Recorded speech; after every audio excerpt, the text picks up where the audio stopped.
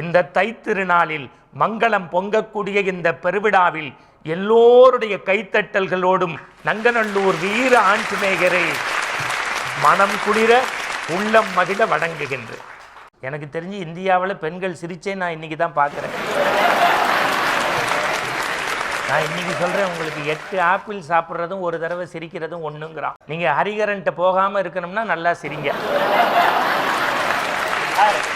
Our local doctor, வேற ஒன்றும் இல்லை. ஏன்னா போனோன்னு அவர் சொல்லுவார் மூச்சை இழுத்து விடுங்கன்னு. அப்புறம் நம்ம சொல்லணும் விட்டுறக்கூடாதுன்னு தான் இங்கே வந்து.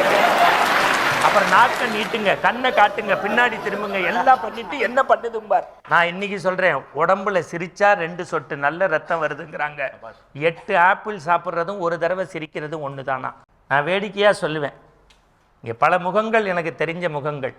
ஆங்கிலம் என்பது ஒரு வணிக மொழி, சமஸ்கிருதம் என்பது ஒரு வேத மொழி, உருது என்பது கவிதை மொழி, சீனம் என்பது குறியீட்டு மொழி, பிரெஞ்சு ஜெர்மன் என்பது பிழைப்பு மொழி. ஆனால் நம்முடைய தமிழ்தான் உலகத்திற்கே தாய்மொழி. உலகத்தில் நீங்கள் மறந்துவிடக்கூடாது, 6809 மொழிகள் பேசப்படுகிறது. அதில் 6 தான் பொதுமொழி. அந்த 6இல் 1 நம்முடைய தமிழ்மொழி. இடமிருந்து வடமாக எழுதுவதில் உலகத்திலேயே பிரசித்தி பெற்றது நம்முடைய தமிழ்மொழி. இதுவரைக்கும் கண்டுபிடிக்கப்பட்டுள்ள உலகத்தினுடைய கல்வெட்டு, செப்பேடு, ஓலைச்சுவடிகளில் 82% தமிழில் மட்டும்தான் கண்டுபிடிக்கப்பட்டிருக்கிறது.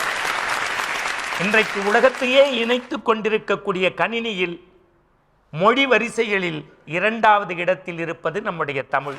இவை எல்லாவற்றிற்கும் மேல் உங்களுக்கும் எனக்கும் தாத்தாவாக இருந்து காணும் பொங்கலில் இந்த மண்ணில் அவதரித்து கருத்துமிகு நூலை தந்த தெய்வ புலவன் திருவள்ளுவனுடைய உலகத்தினுடைய பொதுமறை திருக்குறள் தான் உலகத்தில் அதிகமாக மொழிபெயர்க்கப்பட்ட 2வது மறைநூல் நம்முடைய திருக்குறள்.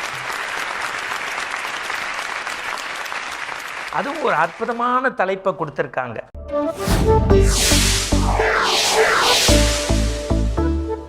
மக்களுடைய மனதை தொடுவது எது?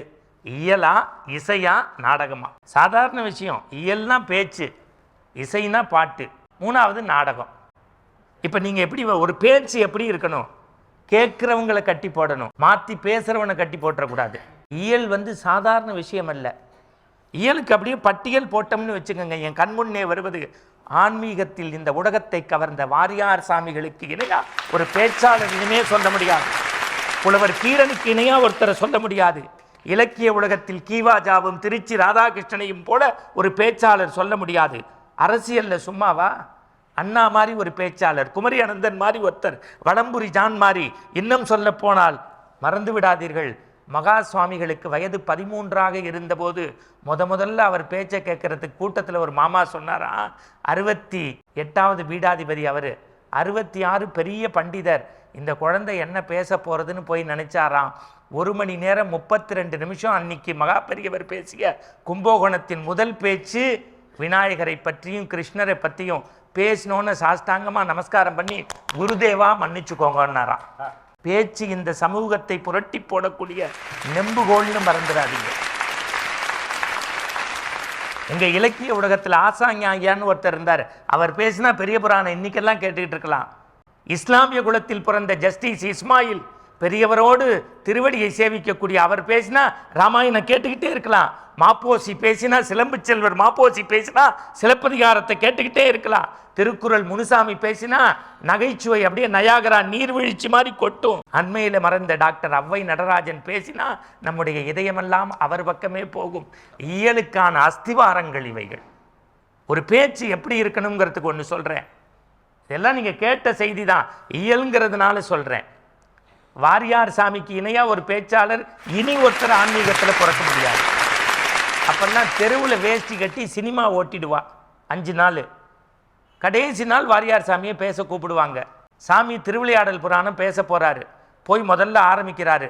பாலும் தெளிதேனும் பாகும் பருப்பும் இவை நாளும் கலந்துனக்கு நான் தருவேன், கோலம் செய் துங்க கரிமுகத்து தூமணிய நீ எனக்கு சங்கத்தமிழ் 3ம் தா. நேயர்களே, இன்னைக்கு நான் பேச எடுத்துக்கின்ற தலைப்பு திருவிளையாடல் புராணம். இதில் முருகனுக்கு அப்பாவா வர்றது யாருன்னு குழந்தைய பார்த்து கேட்டார். சாமி பெரியவாளை பார்த்து கேட்க மாட்டார், ஏன்னா தெரியாதுன்னு சொல்லிடுவேன். குழந்தைங்க தான் கரெக்டாக சொல்லும். ஒரு பையன் எந்திருந்து என்னை மாதிரி அசட்டு வடிஞ்சு, சாமி என்ன கேட்டல்னா, திருவிளையாடல் புராணத்தில் முருகனுக்கு அப்பாவா வர்றது யாரு? நேற்று ராத்திரி சினிமா பார்த்துட்டான், சிவாஜின்ட்டான். கூட்டமே கை தட்டினது. அந்த குழந்தைய மேடைக்கு கூப்பிட்டு தான் மேலே போட்டிருந்த மாலையை போட்டு, புள்ளைன்னா இவன் தான் புள்ள, அம்மா அப்பாவை கூப்பிட்டு பிள்ளைய இப்படித்தான் வளர்க்கணும், இந்தியாவுக்கு சுதந்திரம் வாங்கி தந்த காந்தியை காந்தின்னு சொல்ல மாட்டோம், கௌரவ குறைச்சல்னு காந்தி ஜீம்போம், எல்லா செல்வத்தையும் நாட்டுக்கு தந்த நேருவை நேருன்னு சொல்ல மாட்டோம், நேரு ஜீம்போம். அதுபோல இவன் கடவுள் முருகனுடைய அப்பா சிவாவை சிவான்னு சொன்னா கௌரவ குறைச்சல்னு சிவாஜின்னு சேர்த்து சொன்னா இவன் தான் புள்ள. இதுதான் பேச்சினுடைய உச்சம். ஸ்லேடை பேச்சு இன்னைக்கெல்லாம் இல்லாமல் போயிடுச்சு. மேடையில் கீவாஜான்னு இருந்தார். நங்கநல்லூர் வாசிகளுக்கு தெரிஞ்சிருக்கணும், மயிலாப்பூருக்கு தெரிஞ்சிருக்கணும். ஆஸ்திக சமாஜத்திலையும் மாம்பழத்திலையும் இங்கேயும் அவர் பேசாத தெருக்கள் இல்லை. அவர் பேசினா ராமாயணமும் பெரிய புராணமும் சங்க இலக்கியமும். சுகி சிவம்னு ஒரு பேச்சாளரை உருவாக்கிய செதுக்கிய மனிதரே கீவாஜாவும் திருச்சி ராதாகிருஷ்ணனும் ஆசாஞாவும் தான். எப்படி தெரியுமா? சாயந்தரம் இங்கேருந்து ட்ரெயினில் கிளம்பி காலையில் திருச்சிக்கு போயிட்டாராம். சபா செக்ரட்டரி மாலையோடு போனாராம் ரயில்வே ஸ்டேஷனுக்கு. அப்போல்லாம் பேச்சாளருக்கு மாலை போடுற வழக்கம் இருந்திருக்கு. அதில் ஒரு மாமி சொல்கிறான், நீ நன்னா பேசுனா தான் போடுவோம். மாலையை கொண்டு போய் கொடுத்துருக்கார். கீவாஜா வாங்கிட்டு சொன்னாராம், காலையிலே மாலை வந்ததேன்னாராம். ஒரு வீட்டுக்கு கூட்டிகிட்டு போனாங்களா சாப்பிட்றதுக்கு. அப்போல்லாம் வாசலில் கதவு இல்லை, புடவை தான் இருந்ததான். அப்படி புடவையை தள்ளி விட்டுட்டு உள்ளே போய் சொன்னாராம், இதுதான் வாயில் புடவையோன்னாராம். மேடைக்கு கூட்டி வந்தாங்களாம். அந்த சபா செக்ரட்டரி இவரும் ஒன்றா படித்தவராம். 3/4 மணி நேரம் அவரை பற்றி முன்னுரை சொன்னாராம். நானும் அவரும் கீவாஜாவும் என் கூட படித்தவர். அவர் நம் சபைக்கு வருவது 3ஆம் தரம். அவருக்கு சொல்லின் செல்வர் என்ற பட்டம் ஒன்று. இப்போது கீவாஜா பேசுவார்னாராம். கீவாஜா மைக்கிட்ட போய் சொன்னாராம், அவன் என் கூட படித்தவன், என்னை விட கூட படித்தவன், அதனால்தான் 3/4 மணி நேரம் முன்னுரை சொன்னான். நான் இந்த சபைக்கு வருவது 3ஆம் தரம், ஆனால் என் பேச்சு முதல் தரம். எனக்கு சொல்லின் செல்வர் என்ற பட்டம் என்றார் உங்கள் செக்ரட்டரி. ஏன் தெரியுமா? நான் சொல்லின் எல்லோரும் செல்வர். இப்போ ஒருத்தருடைய பேச்சை சொல்றேன் சார், நம்மெல்லாம் கைகூப்பி கும்பிடணும் சார். சுதந்திர வெளிச்சம் நாடு முழுக்க கொழுந்து விட்டு எரிகிறது. கப்பலோடு வருவேன், இல்லை என்றால் கடலில் வீழ்ந்து சாவேன் என்று நிறை மாத கர்ப்பிணியை விட்டுவிட்டு வாவு சிதம்பரம் பிள்ளை கப்பல் வாங்குவதற்கு புறப்படுகின்றார். போவதற்கு முன்பு ஒரு பெரும் கூட்டம் பேசுகின்றார் தமிழ் சமூகத்தில். மணல் பரப்புகளில் ஆயிரக்கணக்கான பேர் இருக்காங்க. மைக்கெல்லாம் கூட கிடையாது. அப்ப பெட்ரூமாஸ் லைட்டு ஆரம்பிக்கிறார் கூட்டம். இயல் வந்தே மாதரம் வந்தே மாதரம் அப்படின்னு ஆரம்பிச்சு சொல்றாரு, மகாஜனங்களே, உங்களுக்குள் ஒற்றுமை உணர்வோடு இருக்க வேண்டும். இன்று மாலைக்குள் அந்நியனை மூட்டை முடிச்சுக்களோடு வெளியிலே அனுப்ப வேண்டும். இதை உறுதி எடுத்துக் கொள்ளுங்கள். பாரத மாதா மீது ஆணைன்னு. அப்ப இந்த மாதிரி பக்கத்தில் இருந்த ஒருத்தர் சடார்னு போடாராம், பிள்ளைவாள் நிறுத்தும் உன் பேச்சை. இன்று மாலைக்குள் அந்நியனை விளையேற்ற வேண்டும். மூட்டை முடிச்சுகள் நம்முடையது. அப்படி சொன்னவர் தான் இந்த சிவம் பேசினால் சவம் எழுந்திருக்கும்னு சொன்ன சுப்பிரமணிய சிவா. ஒரு கொடியில் பூத்த 2 மலர்கள் தான் சுப்பிரமணிய சிவாவும் வாவு சிதம்பரம் பிள்ளையும். பாட்டை பற்றி எனக்கு சத்தியமாக எதுவும் தெரியாது. ஆனால் ஒன்று மட்டும் தெரியும், சிவனை ஒத்து பார்ப்பேன். அம்மையை அப்பா ஒப்பிலாமணியே அன்பின் விடைந்த ஆரமுதேன்னு சொல்லக்கூடிய சிவன் எதோடடா இருக்கான்னா உடுக்கையோடு இருக்கான். சரஸ்வதி வீணையோட இருக்கா. விஷ்ணு சங்கோட இருக்கான். கிருஷ்ணன் புல்லாங்குழலோட இருக்கான். நந்தி தேவர் மிருதங்கத்தோடு இருக்கார். நாரதர் என்னுடைய தங்கை சிந்துஜா பண்ற சப்ளா கட்டையோடையும் தம்புராவோடையும் இருக்கா. இறைவனே இசையாக பார்த்த சமூகம் நம்முடைய தமிழ் சமூகம் சார். சங்கீத மும்மூர்த்திகளை இறைவனாக பார்த்த தேசம் இந்த தேசம். நீங்க எனக்கு பாட்டுன்னொன்னே எனக்கு ஒன்று பாலமுரளி கிருஷ்ணா தான் நினைவுக்கு வர்றார். அவருடைய குரல்ல கேட்டால் ராத்திரி சாப்பாடு வேணுமா சார்? சீர்காழியினுடைய பாட்டை கேட்டால் எனக்கு தெரிஞ்சு சார் அது கடவுள் கொடுத்த குரல். நான் அதுக்கு மேலே அவரை பற்றி எதுவும் நான் இப்படி நினைக்கிறேன் சார். மதுரை சோமுவினுடைய பாட்டோ இல்லை சரவணனுக்கு பிடிச்ச வள்ளலார் பாட்டோ எங்கள் மலையூர் சதாசிவம் ஐயா பாடி கேட்கணும். டிஎம்எஸ் பாடினா முருகன் எனக்கு தெரிஞ்சு திருச்செந்தூரில் இருக்க மாட்டான், நம்ம இதயத்துக்குள்ளே இருப்பான். ஏன் டிஎம்எஸ் மட்டுமா? எங்களுடைய இயேசுதாசன் ஹரிராசனம் பாடினா ஐயப்பன் நம்மளோட கொஞ்சம் கொலவாடுவாரு. எஸ்பிபி லிங்காஷ்டகம் அவர் வாயிலேருந்து கேட்கணும். உண்மையிலேயே சொல்கிறேன் சார், உன்னி கிருஷ்ணனும் நம்முடைய ஹரிகரனும் சங்கர் மகாதேவனும் நம்முடைய வணக்கத்துக்குரியவர்கள். இதே அளவுக்குரியவர்கள் தான் என் நெஞ்சமெல்லாம் மண்ணின் மனத்தை பரப்பக்கூடிய புஷ்பவனும் குப்புசாமியும் பாண்டிச்சேரி குணசேகரனும் மறந்துவிடக்கூடாது. எல்லா இசையும் ஒன்றுதான் என்னை பொறுத்தவரை. அது தமிழ் இசையாக இருக்கலாம், கர்நாடக இசையாக இருக்கலாம், மேற்கத்திய இசையாக இருக்கலாம், மக்கள் இசையாக இருக்கலாம். இசைக்கு உருகாதார் ஒருத்தருமே கிடையாது. இப்போ நான் ஒருத்தர் பேரை சொன்னால் கை தட்டுறதுக்கு அடங்க 5 நிமிஷம் ஆகும். கேபி சுந்தராம்பாளுடைய ஒரு பாட்டு பத்தாது சார். சாமிக்கு முன்னாடி எல்லாரும் பாடுவாங்கன்னு சொல்லுவாங்க. எம்எஸ் அம்மா பாடினா சாமியே சாமி பாட்டு பாடுது. இவை எல்லாவற்றிற்கு மேல் அருணா சாய்ராமுடைய வார்த்தையில் காளிங்க நர்தனை கேட்கணும். சுதா ரகுநாதனும் நித்யஸ்ரீயும் சித்ராவும் சொர்ணலதாவும் இதை எல்லாத்துக்கும் மேலே ஆடி மாதத்தில் தமிழர்களுடைய உள்ளத்தையெல்லாம் குழவை போட்டு பாடக்கூடிய எல்லாரீஸ்வரியும் நம்முடைய வணக்கத்துக்குரியவர்கள் தான். இசையில் யார் சார் உருகாதவங்க இருக்காங்க? அதுவும் இந்த நாட்டுப்புற இசை இருக்குது பாருங்கள். இன்றைக்கு நாங்கள் அமெரிக்காலெல்லாம் பேச போனால் எந்த நிகழ்ச்சிக்கு முன்னாடி நாட்டுப்புற இசை தான் பாடுறாங்க. அது மண்ணின் மனம் பேசக்கூடியது. அந்த இசை தான் மக்களை தொடுவதற்குன்னு சொல்கிறதுக்கு 2 பேர், இல்லை நாடகம்தான்னு சொல்கிறதுக்கு 2 பேர். நான் பின்னாடி சொல்கிறேன். எனது இந்தியான்னு ஒரு புத்தகம், இந்த இவங்களோடலாம் சேர்ந்தால் பட்டிமன்றத்துக்கு படிச்சுட்டு வர வேண்டியிருக்கு. எனது இந்தியான்னு எஸ் ராமகிருஷ்ணன் ஒரு எழுத்தாளர் இந்தியா முழுக்க பயணப்பட்டு எழுதியிருக்காரு. நாடகக்கலை பற்றி அவர் எழுதின ஒரு புத்தகத்தில் சொல்கிறாரு. இதுலேயும் இருக்குது சிறப்பான விஷயங்கள். உலகத்தையே உலுக்கி போட்ட நாடகங்கள் உலகத்தில் வந்தது கிரேக்கத்தில் தான். கிரேக்கத்துக்கு இணையான நாடகம் உண்டுன்னா ரோமேனிய நாடகம். இந்த கிரேக்கம் ரோமேனியத்துக்கு இணையான நாடகம் இந்தியாவில் மட்டும்தான் இருந்தது. அதை தந்த பெருமை மறந்து விடாதீர்கள், மராட்டிய மக்களுக்கே உண்டு. எனக்கு தெரிஞ்சு நாடகம்னு சொன்னோன்னே என் கண்முன்னே வருவது சங்கரதாஸ் சுவாமிகளும் பம்மல் சம்பந்த முதலியாரும் பரிதிமார் கலைஞருக்கும் ஒரு நிறைந்த கைத்தட்டை நாம் காணிக்கையாக்கிறோம். அவங்க தான் நாடக உலகத்தின் வித்து சார். நம்முடைய ஞாயிறு போற்றுதும் மாமடை போற்றுதும் உங்கள் சிலப்பதிகாரத்தில் திரைச்சீலை எப்படி இருக்கணும், மேடை எப்படி இருக்கணும், உடை எப்படி இருக்கணும், அரங்கம்னு வேற எந்த இலக்கியத்திலையும் நீங்கள் ஷேக்ஸ்பியர் படிங்க, ஷெல்லி படிங்க, ஆண்டன் செக்கோவா படிங்க, எந்த இலக்கியத்திலையும் சரியாது சார்.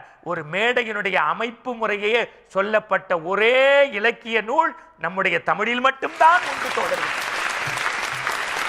சார். விட்டுருங்க நாடகம்னு நம்முடைய இதயத்தை கவர்ந்தது RS மனோகருடைய நாடகங்கள், புராண நாடகங்கள். லங்கேஸ்வரன் ஒரு டிராமா போடுவார் சார். முக்கோடி வாழ்நாளும் முயன்றுடைய பெருந்தவும் எக்கோடி யாராலும் வெல்லப்படாத ஆற்றலை பெற்றவர் வாரண பொருந்த மார்பு வரையனை எடுத்த தோல் நாரத முனிவர் கேற்ப நயம்பட உரைத்த நாவு தாரணி மௌலிபத்து சங்கரன் கொடுத்தவாள் இந்திரனுக்கு இந்திரன் நடுங்குவோம். அப்படியே மாறிடுவார், சிங்கம் மாதிரி கர்ஜிப்பார். இன்னும் சொல்கிறேன் சார், மலேசியாலையும் சிங்கப்பூர்லேயும் பார்த்தவனே திருப்பி பார்த்த ஒரு ட்ராமா உண்டுன்னா MR ராதாவுடைய ரத்த கண்ணீர். இப்போ நான் 2 பேரை சொல்லுவேன் சார். ஒன்றுமே செய்ய மாட்டார் சார், அப்படிம்பார் சார், அப்படிம்பார் சார். அவருக்கு நாற்காலியே கொடுத்தது சார் அவர் தான் சார் MG ராமச்சந்திரன். நீங்கள் நடித்து ஒருத்தன் கைத்தட்டு வாங்கலாம் சார். நடைக்காகவே கைத்தட்டு வாங்கிய உலகத்திலேயே ஒரு நடிகனை உருவாக்கி தந்தது என் தமிழ் நாடகம். அதுதான் நடிகர் திலகம் சிவாஜி கணேசன். எனக்கு தெரிஞ்சு நாடக உலகத்தில் தமிழை சரியாக உச்சரித்தவர் SSR. இத்தனை ஆண்டுகளுக்கு பிறகும் அரசியல்வாதிகள் மாறாமல், பத்திரிகைக்காரர்கள் மாறாமல், சாலை விதிகள் மாறாமல், அரசு ஊழியர்கள் மாறாமல், அயோக்கியர்கள் மாறாமல் இருக்கக்கூடிய என் தேசம் வாழ்க வாழ்க முகமது பின் துக்ளக் அப்படின்னு அவர் தான் சார். எவ்வளோ ஒரு ஆளுக்குள்ளே எத்தனை மனுஷன் இருக்காங்கிறத இன்னைக்கு தான் சார் எங்களுக்கே தெரிஞ்சது. நாங்கள் இது இல்லாட்டி வெறும் மேடையில் வெறும் இயல் தமிழை பேசிட்டு போயிருப்போம். இசையும் நாடகத்தையும் கொடுத்து எங்களை சிந்திக்க வச்சதற்காகவே சங்கராக்கு 1000 நன்றி சொல்கிறேன். அதுலேருந்து அப்புறம் நகைச்சுவை கிரேசி மோகன், OG மகேந்திரன், SV சேகர், அதுக்கப்புறம் இன்னைக்கு பாம்பே ஞானம்னு ஒரு அம்மா போடுறா சார். மக்கள் மனதை தொடுவது, கவர்வது, இதயத்தை நனைய வைப்பது இயலா இசையா நாடகமானு அணிக்கு 2 பேர்.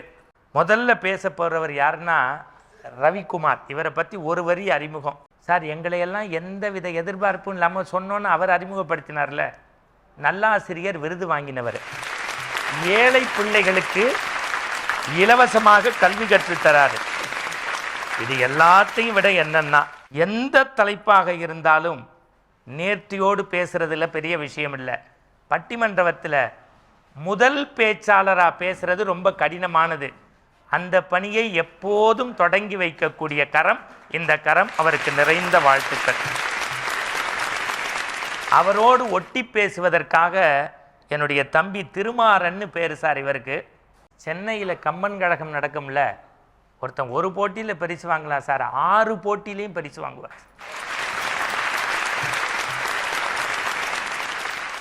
வழக்கறிஞர் சுமதிக்கு ஒரு வளர்ப்பு மகன் மாதிரி இவர். தரத்தோடு பேசக்கூடியது. அவர் பேச்சை கேட்டு அப்புறம் நீங்க முடிவு பண்ணுங்க. சங்கரா சார்பாகவும் உங்கள் சார்பாகவும் அவரை வரவேற்பதில் மற்ற அபிநயா சுப்பிரமணியன் முதல் பேச்சு பேச போறாங்க. நீங்க எப்படி கைத்தட்டணும் அவங்களுக்கு.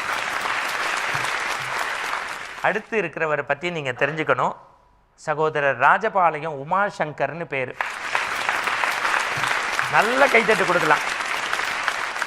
அவங்க துணைவியார் ஒரு பெரிய நடன ஆசிரியர். இந்த கொரோனா காலத்தில் கிராமத்து பிள்ளைங்களுக்கு இசையை தான் வீட்டில் சமைச்சு போட்டு இன்னும் இலவசமாக சொல்லித்தராரு. நாடகமேனு அணியில் பேச வந்திருக்கவர் இருக்கார் பாருங்க. அவங்க அப்பாவை பற்றி சொல்லணும். டாக்டர் கலைஞரே இவங்க அப்பா ட்ராமாவை உட்காந்து பார்ப்பாங்கன்னு கடலூர் பகுதியில் சொல்லுவாங்க. நல்லாசிரியர். அதையெல்லாம் விட இவர்கிட்ட எனக்கு ரொம்ப பிடிச்சது என்ன, மேடையில் பாடுவார், ஆடுவார், முடிஞ்சா இறங்கி ஓடுவார். ஒரு சகலகலா வல்லன் சார். நாடகவியல் பற்றி முழுமையாக ஆய்வு செய்தவர் அவர். இந்த கடைசியில் உட்கார்ந்துருக்காருல அந்த தம்பி, இந்த பாரதத்தை காக்குறாரே பாரத பிரதமர் நரேந்திர மோடி, சுதந்திர வேள்வியை இதயத்தில் தைக்கணும்னு சொல்லி ஊருக்கு ஒருத்தர் இல்லை, நாட்டில் தேசபக்தி மிகுந்த புத்தகங்களை எனக்கு எழுதி அனுப்பலான்னு செலக்ட் பண்ணார். அதில் தமிழ்நாட்டிலேருந்து தேர்வு செய்யப்பட்ட 3வரில் இளைஞர் சரவணன். மறந்துடக்கூடாது. உண்மை, சத்தியம். இந்த ஆண்டு சுதந்திர தினத்திற்கு இவர் எழுதிய புத்தகம் டி.கே. பட்டம்மாள் பற்றிய அந்த புத்தகம் பாரத பிரதமர் வெளியிட்டிருக்காங்க. தேசிய அரசால் விருது வாங்கியிருக்காரு. இன்னொன்று சொல்லட்டுமா, வள்ளலார் பற்றி அவருடைய பேச்சை கேட்டு பாலபெரியவா கூப்பிட்டு சங்கரமடத்தில் ஹானர் பண்ணார். அப்போ எப்படி பேசுவாங்க? நேற்றைக்கு அவர் எங்கே தெரியுமா பேசினார்? இலங்கைக்கு போய் 7 நாட்கள் திருவாதிரையை மையப்படுத்தி 7 நாட்கள் சிவபுராணம் பேசிட்டு வந்திருக்கார். 7 நாட்கள்.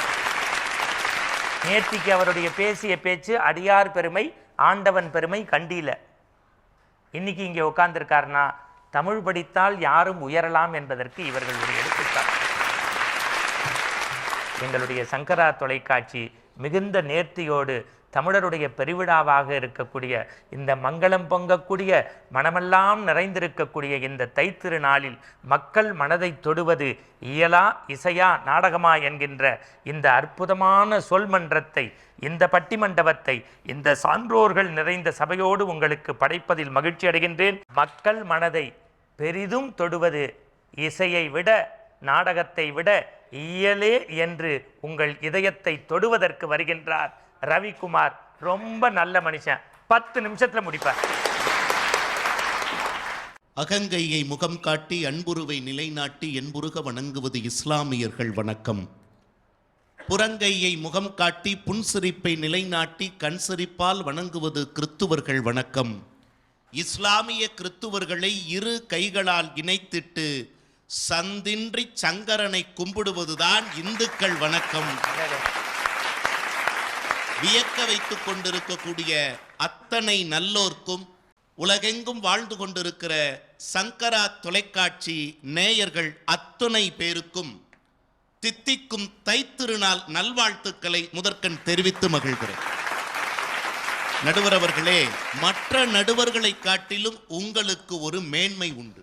நீங்கள் படித்த நடுவர் இல்லை, நாள்தோறும் படிக்கின்ற நடுவர் என்பது உங்கள் பேச்சிலேயே விளங்குகிறது. உங்கள் மத்தியிலே பேசுவதை வாழ்நாளின் பெரும் பேராக கருதி நடுவர் உள்ளிட்ட அவையோர்க்கு என் பணிந்த வணக்கங்களை மீண்டும் தெரிவித்துக் கொண்டு, நடுவர் அவர்களே, மக்கள் மனதை வென்று நிற்பது இயலா இசையா நாடகமா என்பதிலே இயலை முதலாக முன்னிறுத்தி இருக்கிறீர்கள். ஒன்றை சொல்லுகிறேன். எத்தனையோ மொழிகளில் கவிதை இருந்தாலும், உலகத்தின் எத்தனையோ மொழிகளில் கவிதை இருந்தாலும் ஒரு மொழியே கவிதையாயிருப்பது நம் தமிழ்தான் என்று சொன்னால், தமிழில் இருக்கிற கவிதையும் தமிழில் கவிதை நடையாக பேசப்படுகிற பேச்சும் தான் நடுவர் அவர்களே இயற்றமிழின் அங்கங்களாக இருக்கின்றன.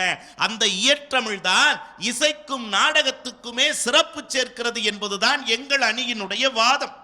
எங்கள் இயல் எதையெல்லாம் பேசி இருக்கிறது தெரியுமா? பழமையை பேசி இருக்கிறது எங்கள் இயல். பழமையை பேசி இருக்கிறது எங்கள் இயல். பண்பாட்டை பேசி இருக்கிறது எங்கள் இயல். வெற்றியை பேசி இருக்கிறது எங்கள் இயல். ஆண்மையை பேசி இருக்கிறது எங்கள் இயல். மென்மையை பேசி இருக்கிறது எங்கள் இயல். பெண்மையை பேசி இருக்கிறது எங்கள் இயல்.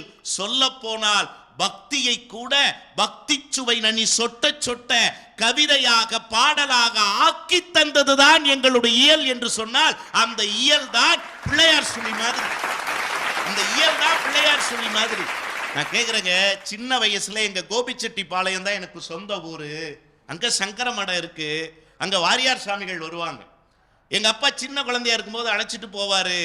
முன்னாடி உட்கார்ந்து இருக்கும்போது அவர் கேட்கக்கூடிய சின்ன சின்ன கேள்விகளுக்கெல்லாம் பதில் சொல்லக்கூடிய பிள்ளைகளுக்கு ஏதாவது ஒரு புத்தகத்தையோ ஏதாவது ஒரு பரிசு பொருளையோ கொடுப்பது வாரியார் சாமிகளுடைய வழக்கம்.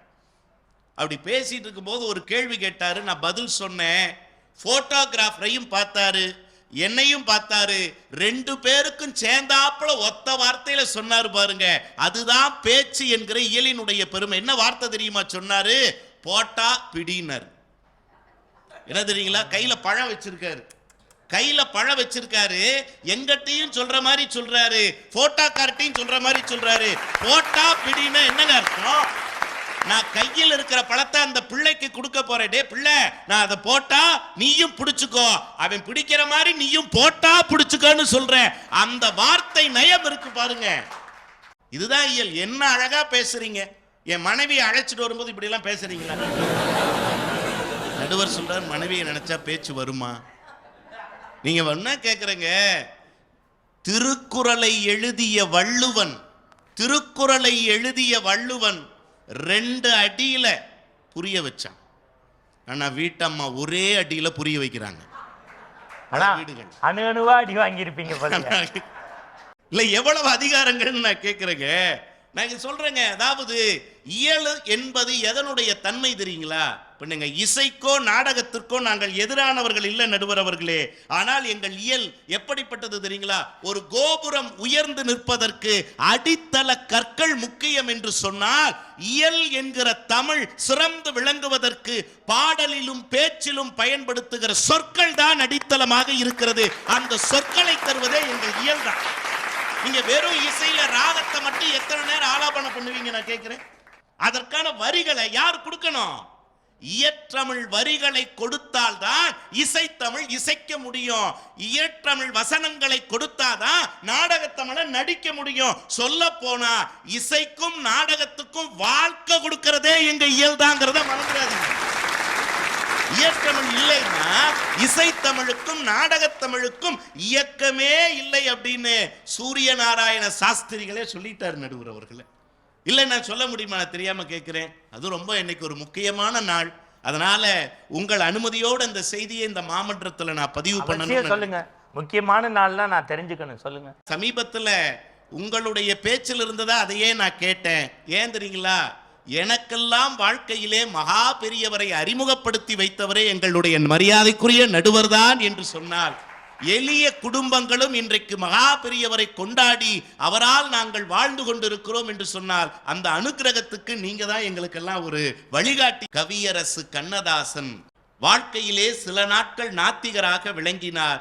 ஒரு முறை அவரும் சாண்டோ சின்னப்ப தேவரும் பயணம் பண்ணி கொண்டிருந்த கார் விபத்துக்குள்ளான போது பக்கத்துல மகா பெரியவர் அந்த இடத்துல விஜயம் பண்ணியிருக்காங்க. உடனே பெரியவரை போய் நம்முடைய சாண்டோ சின்னப்ப தேவர் பார்த்தப்ப கண்ணதாசை எப்படி இருக்காருன்னு தான் முதல் கேள்வி நம்முடைய சாமிகள் கேட்டாங்க.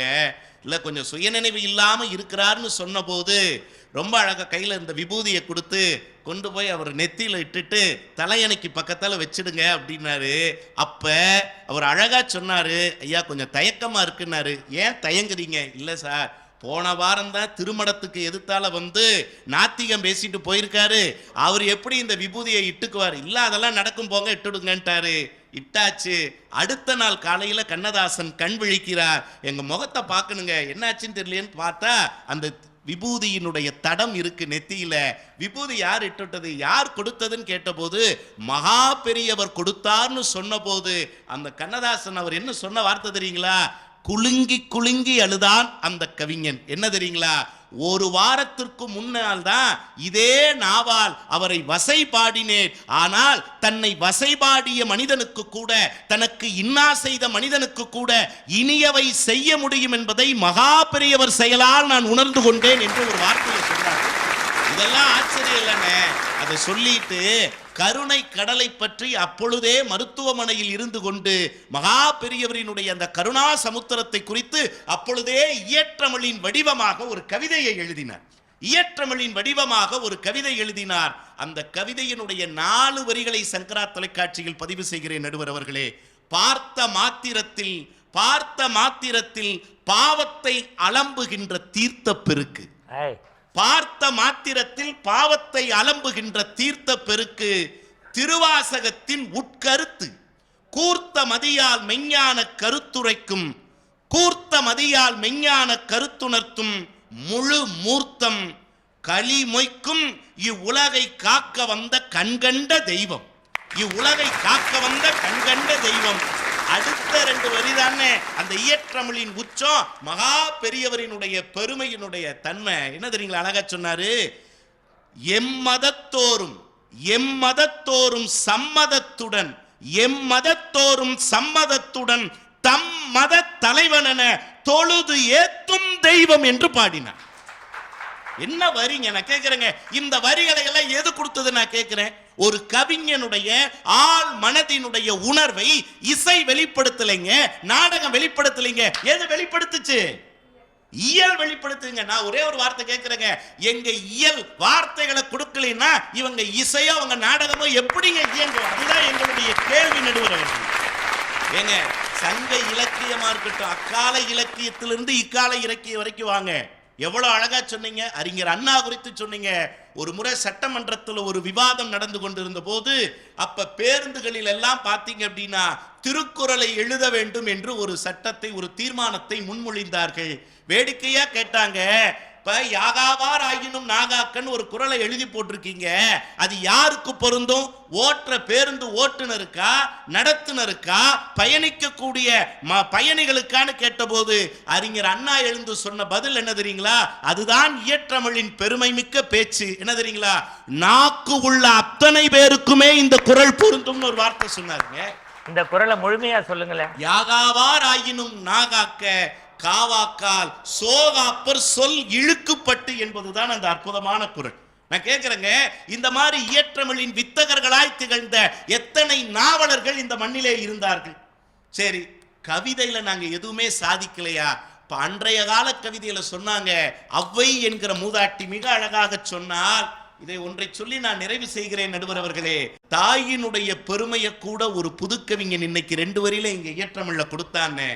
உனக்கு வழி கொடுத்து பிறந்ததால் என்னவோ தெரியவில்லை தாயே, உனக்கு வழி கொடுத்து பிறந்ததால் என்னவோ தெரியவில்லை தாயே, எனக்கு வழி ஏற்படும் போதெல்லாம் அம்மா என்று உன்னையே அழைக்கிறேன். எங்கள் ஈரோட்டு கவிஞர் தமிழன்பன் அவர்கள் உங்களுக்கு நல்ல நெருக்கத்திற்குரியவர்கள். அவர் தான் ஒரு முறை சொன்னாரு, இந்த பனை மரங்கள் எல்லாம் ஏன் உயர்ந்து நிற்கிறது என்று கேட்டால் அதற்கு ஒரு வித்தியாசமான விளக்கத்தை இயற்றமிழின் கவிதை வாயிலாக பதிவு செய்தார். வள்ளுவனுக்கு ஓலை கொடுத்ததால் என்னவோ தெரியவில்லை, வள்ளுவனுக்கு ஓலை கொடுத்ததால் என்னவோ தெரியவில்லை, பனை மரங்கள் உயர்ந்தே நிற்கின்றன ஒரு வார்த்தை சொன்னார். வள்ளுவனுக்கு ஓலை கொடுத்ததால் பனைமரங்கள் உயர்ந்தே நிற்கின்றன என்று ஒரு கவித்துவத்திலே கூட மிக அழகான ஒரு தத்துவத்தை விளக்கக்கூடிய தன்மை எங்களுக்கு இயலிடத்திலே இருக்கிறது என்று சொன்னால் நடுவர் அவர்களே, தக்க இடத்தில் தக்க சொல்லை புகுத்துகிற எங்கள் இயற்றமிழ் கவிஞர்களால் தான் மக்கள் மனதை வெல்ல முடியும் என்கிற நல்ல தீர்ப்பை தருவீர்கள் என்கிற நம்பிக்கையோடு இடம் சார்கிறேன். வாய்ப்பிற்கு நன்றி, வணக்கம். ஒரு அணி பேசுகின்ற போது மாற்று கருத்தை ஒரு சொல்வது என்பது இயல்பு. இங்கிலீஷில் உங்களுக்கு இந்த ஃபார்மட்டை டிபேட்டும்பாங்க. ஒருத்தர் ஃபார் பேசினா ஒருத்தர் எகெயின்ஸ்ட் பேசலாம். ஆனால் ஒருத்தருமே இல்லாமல் முதல் அணியாக பேசுகிறது இருக்குது பாருங்கள். கிரிக்கெட்டில் ஓப்பனிங் பேட்ஸ்மனாக வர்றதும் பட்டிமன்றத்தில் முதல் பேச்சாளராக வர்றதும் ரொம்ப கஷ்டம். அந்த பணியை ரொம்ப நேர்த்தியாக செஞ்சுருக்கிறார். அதுவும் இன்றைக்கி அவருக்கு பிறந்த தினம் வேறு. நல்லா நீங்கள் வாழ்த்தி பாருங்கள். அவருடைய பேச்சில் என்னென்ன விஷயம் வந்தது பாருங்கள். திருக்குறள் வந்தது, மறந்துடக்கூடாது. கண்ணதாசன் வந்தார், மகாபெரியவர் வந்தார். எவ்வளோ நீங்கள் 10 நிமிஷம் பேஸ்ட்டுக்கு எவ்வளவு தயார் பண்ண வேண்டியிருக்கு பாருங்கள். அந்த நம்முடைய ஈரோடு தமிழன்பன் கவிதையெல்லாம் சொல்லும்போது நான் சொல்கின்றேன், எல்லாம் வல்ல மகாபெரியவருடைய அருள், இந்த நங்கநல்லூர் வாசிகளுடைய கைத்தட்டு ஆசிர்வாதம், சங்கராவினுடைய பரிபூரணம், நீங்கள் இன்றிலிருந்து இன்னும் ஒரு 100 ஆண்டு காலம் வாழ வேண்டும் என்று மனதார வாழ்த்தி எங்கள் இந்த குழுவின் சார்பாக, என்ன சார் இயல் இசைதான்னு பேசுகிறதுக்கு முதல்ல மலரக்கூடிய அரும்பு இது, வளரக்கூடிய இளம் குருத்து. இந்த குருத்துக்கு உங்கள் கைத்தட்டு மட்டுமே எங்களுக்கு. இவங்க இளம் குருத்து மட்டுமல்ல, என்ன சொல்கிறது, உற்ற நேரத்தில் பாசக்கரம் நேசக்கரம் அன்புக்கரம் நீற்றி எங்களுக்கு உதவி இருக்கிறார். எங்களுடைய மரியாதைக்கும் வணக்கத்திற்கும் உரிய அபிநயா சுப்பிரமணியன் இயல் அல்ல இசையே என்று உங்கள் அன்பை பெற வருகின்றார். இவங்க 9 நிமிஷத்தில் முடிப்பாங்க. இங்கு நடுவராக அமர்ந்திருக்கும் மதிப்பிற்குரிய திரு மணிகண்டன் அவர்களே மற்றும் சங்கரா தொலைக்காட்சி அவருக்கு முதலாக நான் வணக்கத்தை தெரிவித்துக் கொள்கிறேன். நான் முதலாக இங்க பட்டிமன்றம் பேச வந்துள்ளேன், உங்க எல்லோருடைய வாழ்த்துக்களோடையும். பட்டமரங்கள் தளிர்க்கும் கீதம், பன்னொலி கொஞ்சிடும் கீதம், காட்டு விலங்கும் கேட்டு மயங்கும் மதுர மோகன கீதம், நெஞ்சினில் இன்ப கடலை எழுப்பி நினைவழிக்கும் கீதம், காற்றினிலே வரும் கீதம், காற்றினிலே. நீ எதுக்கே அவ்வளோ நேரம் கத்தின கரடி மாதிரி 2 வார்த்தையில் கைத்தட்டு இப்போ கொள்றாங்க பாருங்க. நீங்களே ஆள் செட் பண்ணி கூட்டி வந்துட்டீங்களோ? அதாங்க இயேசை. ஒருத்தர் சொந்த தொகுதியில் ஜெயிக்க முடியும்னு முதல் ரவுண்ட்லேயே ஜெயிச்சுட்டாங்க. நடுவர் அவர்களே, இந்த எம்எஸ்எம்மோட பாட்டு கேட்டோன்னே அங்கே பாருங்க, கைத்தட்டுறது என்ன, அவங்க தலையாட்டுறது என்ன, அப்படி இருக்கு இந்த இசை கேட்கும் போதே. தானாவே வருது, கைத்தட்டுறது தலையாட்டுறது எல்லாமே நமக்கு சொல்லியா வருது. அதுதாங்க இசை. இசை மனுஷங்கள் மட்டும் இல்லை, மிருகங்களுக்கு கூட ரொம்ப ரசிப்பாங்க, கேள்விப்பட்டிருக்கோம். என்னன்னு பார்க்குறீங்களா? ஒரு கச்சேரியில் பார்த்தீங்கன்னா குன்னக்குடி வைத்தியநாதன் அவர்கள் புன்னாகவர ராகத்தை வந்து வயலின் வாசிச்சுட்டு இருக்காரு. அப்போ திடீர்னு பார்த்தா ஒரு பாம்பு வந்து வருது, எங்கேருந்து வருதுன்னே தெரில. நாதர் முடி மேல் இருக்கும் நல்ல பாம்பே, உனக்கு நல்ல பெயர் வைத்தவர் யா சொல்லு பாம்பே. ஆதி சிவன் தலை அமர்ந்த ஆணவமாவன் அங்கமெல்லாம் விளையாடும் தைரியமா, நீயாடு பாம்பே விளையாடு பாம்பே அப்படின்னு புன்னாகவராளி ராகத்தில் வாசிச்சுட்டு இருக்கும்போது பார்த்தீங்கன்னா திடீர்னு பாம்பு வந்து வருதான். எப்படி பாம்பு கூட பாட்டுக்கு ரசிச்சுட்டு வந்து உட்காந்துன்னா பார்த்துக்கோங்களேன். அதுதான் பரவாயில்லப்பா. நான் ஒரு பட்டிமன்றம் பேச போயிருந்தேன் ஒரு கிராமத்தில். என்னங்க பூச்சிப்பொட்டையெல்லாம் இருக்கும் போல இருக்கே, மேடை இந்த இடத்துல போட்டிருக்கீங்கன்னு. நல்ல பாம்பு இருக்கிற இடத்துல அதெல்லாம் ஒன்றும் வராது, தைரியமாக பேசு. அதனால பிரமாதமாக இருக்குமா இது எங்கேயோ. அப்புறம் அதான்ட்டு என்னங்க இப்படி சொல்கிறீங்கன்னு, ஏங்க மேடையே பாம்பு புத்துக்கு மேலே தாங்க போட்டிருக்கோம், நீங்கள் தைரியமாக நீங்கள் கண்டினியூ பண்ணுங்கம்மா பாப்ப. இசைங்கிறது ஒரு தெரப்பி. எவ்வளோ பேர் டிப்ரெஷன்லேருந்து கேட்டு பழைய நிலைமைக்கு திரும்பியிருக்காங்க தெரியுமா?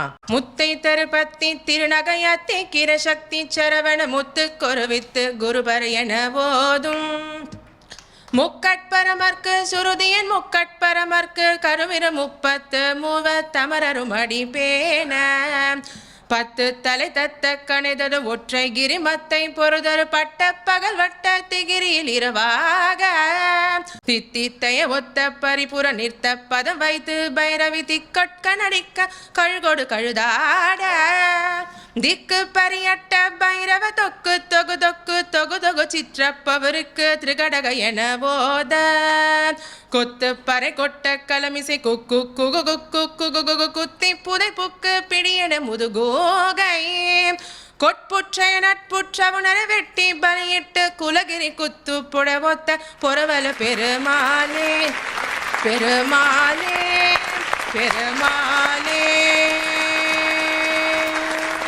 என்னை கேட்டால் இனிமேல் நாங்கள் இந்த மாதிரி கரடி மாதிரி கத்துறதை முடிச்சிருவீங்கன்னு நினைக்கிறேன். பொதுவாக இசை எப்போ மிளிரும்னா பக்கவாத்தியம்லாம் வச்சு வாசிக்கிறது. ஆனால் ஒரு இயல் நாடகம் இந்த தலைப்பில் இசை தமிழ் அப்படின்னு பேச வரக்கூடிய ஒரு சகோதரி அதுவும் முதல் முறையாக இப்படி பாடி பேசுகிறாங்கன்னா நல்ல ஒரு கைத்தட்டு கொடுக்கலாம். ஒரு பட்டதாரி பொறியியல் பட்டதாரி பிஇ படிச்சுட்டு திருப்புகழ் பாடுதே, அதுவே நமக்கு பெருமை இல்லையா? ஏன் எங்கள் அக்கா பையன் இங்கிலீஷ் கான்வென்ட்டில் படிக்கிறான், 6ஆம் கிளாஸ் பையன். எப்படி படிக்கிறான் தெரியுமா? 1 1 1 2 2 2 வனாகி மண்ணாகி வல்யாகி வல்யாகி ஊன் ஊன் ஊன் உன்னாகி உயிராகி உண்மைமா இன்மைமா கோன் கோன் கோன் கோனாகி ஆனந்த தன்றவரை குத்தாட்டு வனாகி நின்றாரே சொல்லி வாழ்த்துவேன். ஏடா காக்கா வழுப்பு மாதிரின்னு பார்த்தா அப்புறம் தான் தெரிஞ்சது வானாகி மண்ணாகி வடியாகி ஒடியாகி ஊனாகி உயிராகி உண்மையுமாய் இன்மையுமாய் கோனாகி யான் எனதென்றவரவரை கூத்தாட்டு வானாகி நின்றாரு என்று சொல்லி வாழ்த்துவேனேன்னு இந்த பாட்டை சரவண மாதிரி ஒரு ஆள் பிரமாமா சொல்லி கொடுத்துருக்காங்க. நீ பாருமா. சண்முக பிரியான்னு ஒரு ராகம் இருக்குது பாருங்க, அது ரொம்ப முருகருக்கு ரொம்ப பிடிச்ச ராகம்னு சொல்லுவாங்க. சரவண பவ எனும் திருமந்திரம் தனை சதா ஜபியனாவே. ஓம் சரவண பவ எனும் திருமந்திரம் தனை சதா ஜபியனாவே. ஒரு பூமாலையா கட்டி கொடுத்தார் போல இசைக்கலைஞர்கள் கர்நாடக சங்கீதத்திலையும் சரி ஆரம்பிச்சு இளையராஜா வரை இப்போ முடிக்க போறேன் பாருங்க. அடுத்தது பார்த்தோம்னா நம்ம கேபி சுந்தரமங்கல் அவர்கள் பாடியிருக்காங்க. பழம் நீயப்பா ஞான பழம் நீயப்பா தமிழ் ஞான பழம் நீயப்பா. நடுவர் அவர்களே. அபிநயா, ஏன் பாட்டை நிறுத்திவிட்டார்? உன் இசை என்ன இந்த வெள்ளத்தில் ஓடோடி வரக்கூடிய இவர்களை ஏமாற்றாதே அபிநயா, பாடு பாடு. நடுவர் அவர்களே, இதே சண்முகப்பிரிய ராகத்துல கேவி மகாதேவன் அவர்கள் ஒன்று பாடியிருக்காங்க. அது எப்படி இருந்துச்சுன்னா மக்களை மயங்கிற மாதிரி கொடுத்திருந்தாரு. மறைந்திருந்து பார்க்கும் மர்மம் என்ன, மறைந்திருந்து பார்க்கும் மர்மம் என்ன சுவாமி, மறைந்திருந்து பார்க்கும் மர்மம் என்ன. நாங்கள் சண்முகப்பிரியா ராகத்தை பக்தியில் மட்டும்தான் கொடுப்போம்னு நினைக்கிறீங்களா? காதல் தோல்வியில் கூட கொடுப்போம். இதுதாங்க அது. நம்ம இளையராஜா அவர் என்ன எழுதியிருக்காரு பார்த்தீங்கன்னா, காதல் கசக்குதையா வர வர காதல் கசக்குதையா மனம்தான் லவு லவு நடிக்கும் லவுன்னு தான் துதிக்கும் தோத்து போன கூடிக்கும் பைத்தியம் பிடிக்கும் காதல் கசக்குதையா கசக்குதையா கசக்குதையா. அபிநயா, நான் ஒரு உண்மையை சொல்லட்டுமா? இந்த பாட்டை செலக்ட் பண்ணி கொடுத்தது அவங்க அப்பா அப்பா அப்பா அப்பா. மாமி மேல அவருக்கு என்ன கோபம்னு எனக்கு தெரியல. பொண்ணை தயார் பண்ணி சங்கரால காதல் கசக்குதையா, இதுக்கு மேல இந்த தலைப்புல ஒரு பொண்ணால பேசி ஜெயிக்க முடியாது. நான் சொல்றேன் ஓப்பனா, இன்னைக்கு சுதா ரகுநாதனே உட்கார்ந்துருந்தா கூட சந்தோஷப்பட்டிருப்பாங்க. மாதா பிதா குரு தெய்வங்கிறவங்க ரொம்ப முக்கியம், நம்ம எல்லாருக்குமே தெரியும். டே அப்பா அம்மா தெரியாமல் வளர்ந்துட்டியேடா, அப்பா அம்மா எவ்வளோ முக்கியம் தெரியுமா அப்படின்னு பேசினா இவன் இந்த காதில் வாங்கி இந்த கால் விட்டு போயிட்டே இருப்பான். இதே நாடகத்தில் நடிச்சு காட்டணும் பார்த்துட்டு போயிட்டே இருப்பான். இதே நம்ம ஒரு பாட்டாக பாடினா, கண்ணான கண்ணே கண்ணான கண்ணே என் மீது சாயவா, பொன்னான நெஞ்சை பொன்னான கையால் பூ போல நீவவா, நான் காத்து நின்றேன் காரங்கள் தூரம் என் ஏக்கம் தீருமா, நான் பார்த்து நின்றேன் பொன்வானம் எங்கும் என் மீனல் தோன்றுமா, தண்ணீராய் மேகம் தூரும் கண்ணி சேரும் கற்கண்டாய் மாறுமா அப்படின்னு அம்மா அப்பாவுக்கு இருக்கிற பாசமும் தெரியறது, அப்பாவுக்கும் பொண்ணுக்கு இருக்கிற பாசமும் நல்லாவே தெரியுது. அடுத்தது பார்த்தீங்கன்னா குரு வந்து ரொம்ப முக்கியமான நம்மளுக்கு. குரு சொன்னாலே நம்மளுக்கு யார் ஞாபகம் வருது? எல்லாம் நம்ம நடமாடும் காஞ்சி மகா பெரியவர் தான். மடமைகள் போக்கும் குரு பீட்டம் திடமன ஞானம் அருள் பீட்டம் நடமாடும் தெய்வமாம் குரு பீட்டம் நமது காஞ்சி ஜகத்குரு பீடம். காஞ்சி மாநகர் போக வேண்டும் எங்கள் காருண்ய மூர்த்தியை காண வேண்டும். மாதா பற்றி பார்த்தோம், பித்தா பற்றி பார்த்தோம், குரு பார்த்தோம். அடுத்தது கடைசி யார்? தெய்வம். தெய்வத்தில் மூலக்கடவுளே நம்ம விநாயகரா. எந்த ஒரு ஃபங்க்ஷன் இருந்தாலும் முதல்ல விநாயகரை கும்பிட்டு அப்புறம் தான் மற்றதெல்லாம் பண்ணுவோம். பிரபோ கணபதே பரிபூரண வாழ்வருள்வாயே. பிரபோ கணபதே பரிபூரண வாழ்வருள்வாயே. பிரபோ கணபதே கணபதே கணபதே. இசை என்பது நாம் மூச்சு உள்ளவரை நம்முடன் பயணிக்கும். எங்கும் இசை, எளிதிலும் இசை. இசை ஒலித்தால் அசையாது கூட எதுவும் இல்லை, நீங்கள் கூட. நன்றி, வணக்கம்.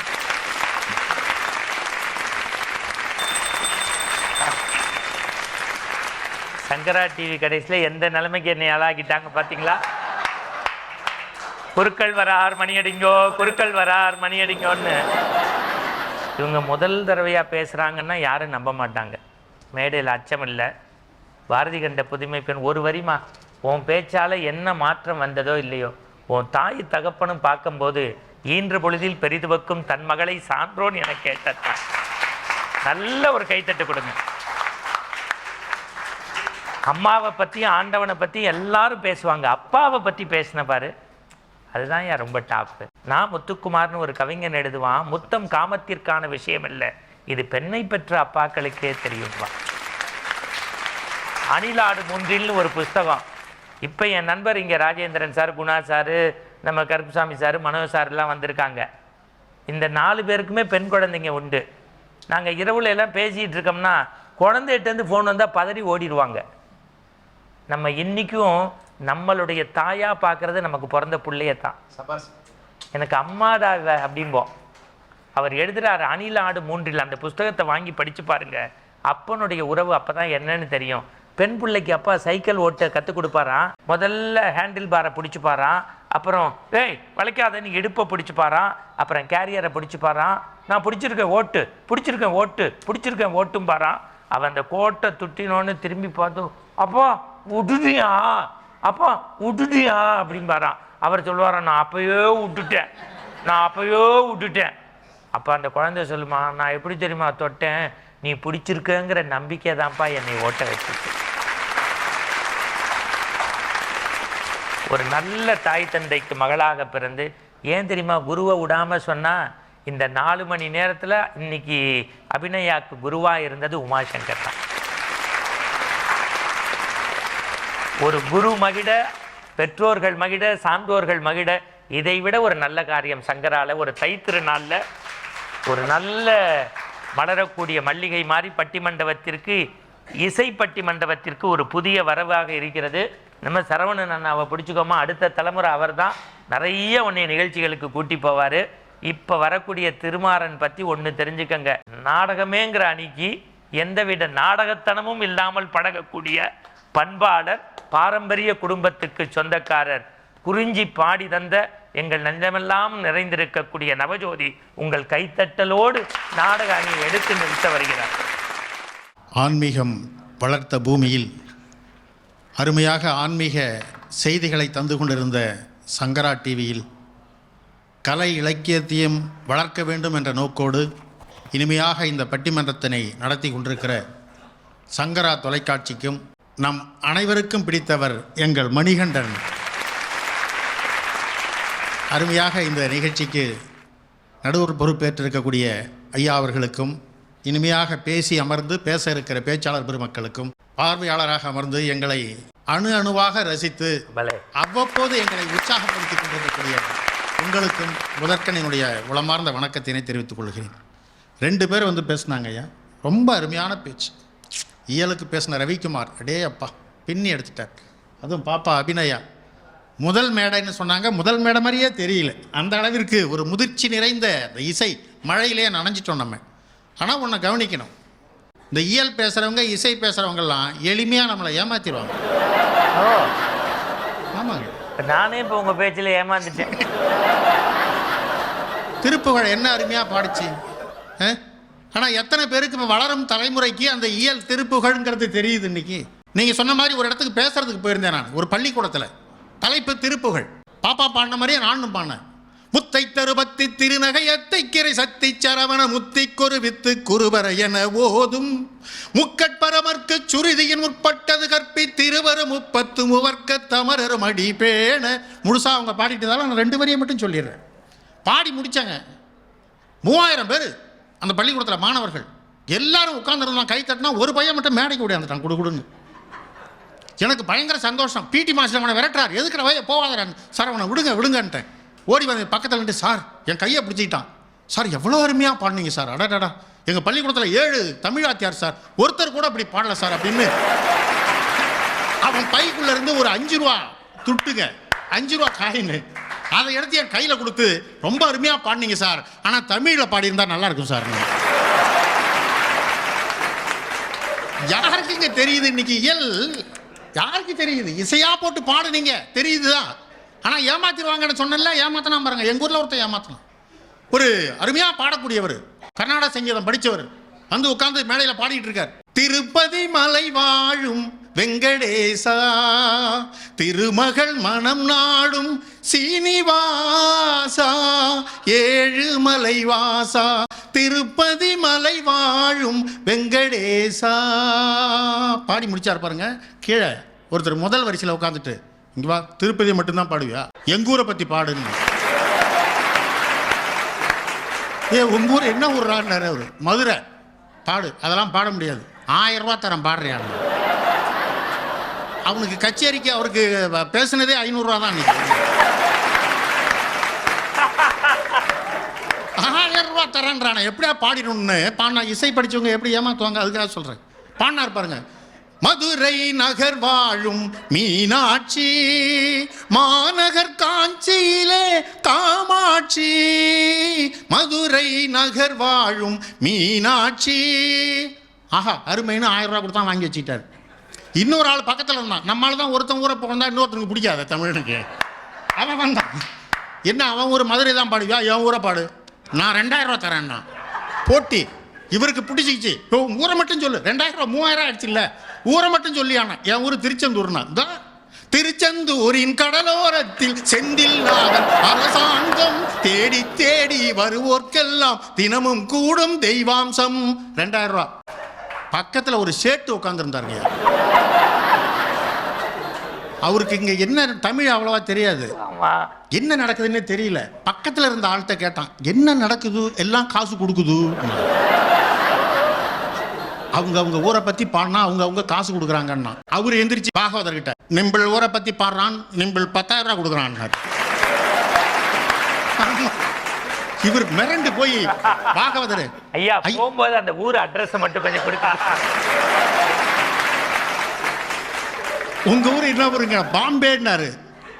தான் பாடுறேன்ட்டு டப்புன்னு, நாதர்முடி மேல் இருக்கும் நல்ல பாம்பே, உனக்கு நல்ல பெயர் வைத்தது யார் சொல்லு பாம்பே, ஆடு பாம்பே நீ ஆடு பாம்பே, பாம்பே பாம்பே பாம்பே பாம்பே.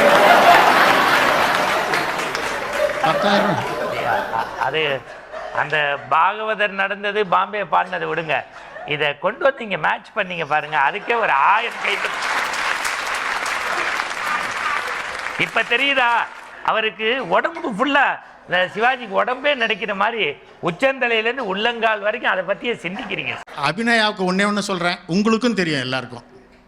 ஏதோ மேடை கிடைச்சிருச்சேன்றதுக்காக ஒரு அளவுக்கு தான் கம்பு சுற்றலாங்க. அதுவும் ஒரு பொறியியல் மாணவி, எவ்வளோ சயின்ஸ் படிச்சிருக்கோம். பாம்புக்கு காதே கிடையாது, அது எப்படி புன்னாகவாளி ராகத்தை கேட்கும்? தெரியாம பாடிட்டு விட்டுருங்க. நம்மால் வந்தாருங்க, எல்லாம் எங்கள் நாடகம் இசைக்கும் நாடகத்திற்கும் முன்னோட்டம் அப்படின்னு கண்ணதாசன் எழுதிய ஒரு கவிதையை சொன்னார். மனசாட்சியை தொட்டு சொல்லுங்க, எத்தனை பேருக்கு அந்த கவிதை தெரியும்? இயல் இருக்குதான், பல வருஷமா எழுதியிருக்கார் கண்ணதாசன். எத்தனை பேருக்குங்க தெரியும்? தெரியாது.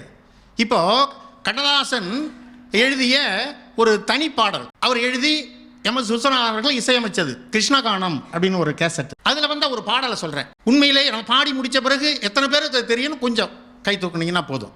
ஏன்னா எது எங்க அணி எப்படி வெற்றி பெறுது அதுக்காக வேண்டி ஒரு உதவிக்கு உங்களை கூப்பிடுறேன் நான். கோகுலத்தில் பசுக்கள் எல்லாம் கோபாலன் குழலை கேட்டு 4 படி பால் கறக்குது ராமாரே, அந்த மோகனின் பெயரை சொல்லி மூடி வைத்த பாத்திரத்தில் 3 படி நெய் இருக்குது கிருஷ்ணாரே, ராமாரே ஹரே கிருஷ்ணாரே, ஹரே ஹரே ராமாரே ஹரே கிருஷ்ணாரே.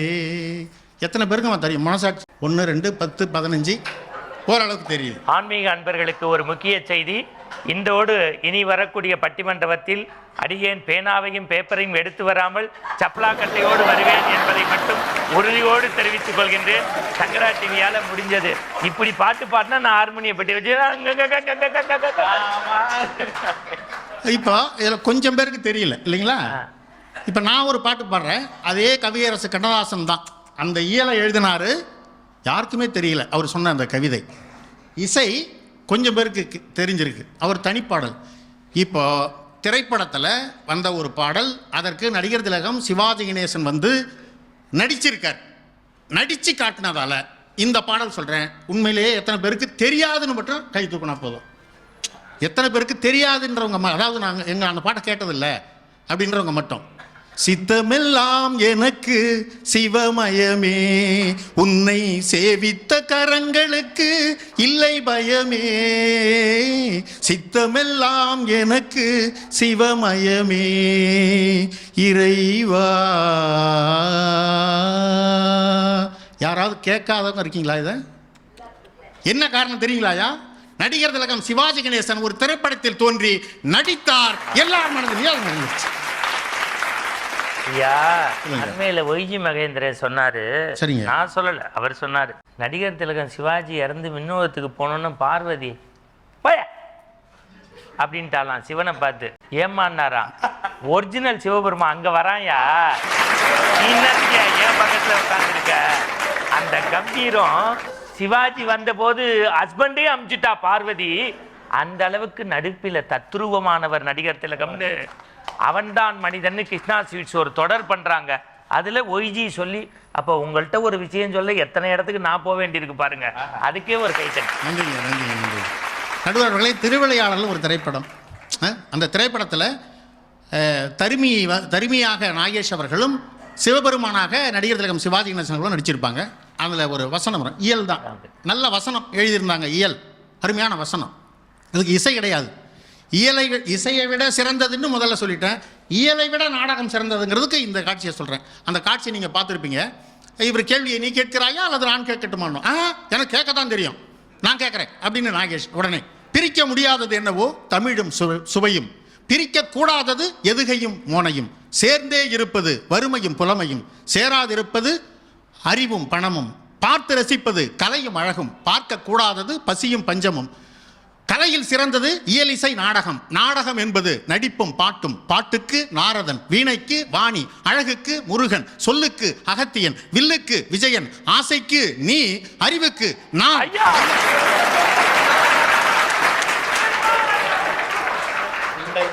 அதாவது என்னையா மனுஷனுக்கு ஒரு வரியில கைத்தட்டு வாங்கலாம், வரிக்கு வரியா அந்த பாத்திரமாவே மாறிட்டீங்க.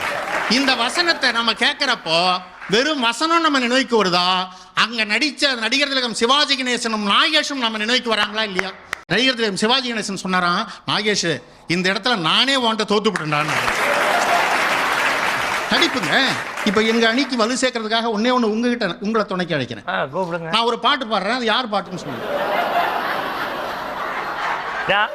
ஆட்டை கடிச்சு மாட்டை கடிச்சு மனுஷனை கடிக்கிறதுங்கிறது ரைட்டு.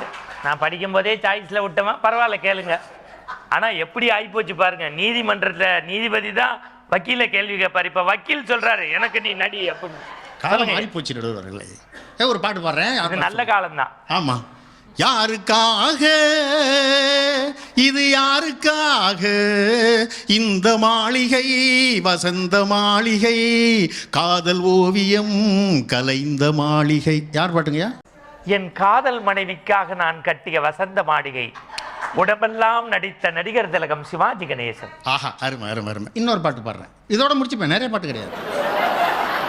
இன்னொரு பாட்டும் பாடுறேன். அது நான் ஆணையிட்டால் அது நடந்து விட்டால் இங்கு ஏழைகள் வேதனை படமாட்டார். உயிர் உள்ளவரை ஒரு துன்பம் இல்லை, அவர் கண்ணீர் கடலிலே விழமாட்டார், அவர் கண்ணீர் கடலிலே விழமாட்டார்.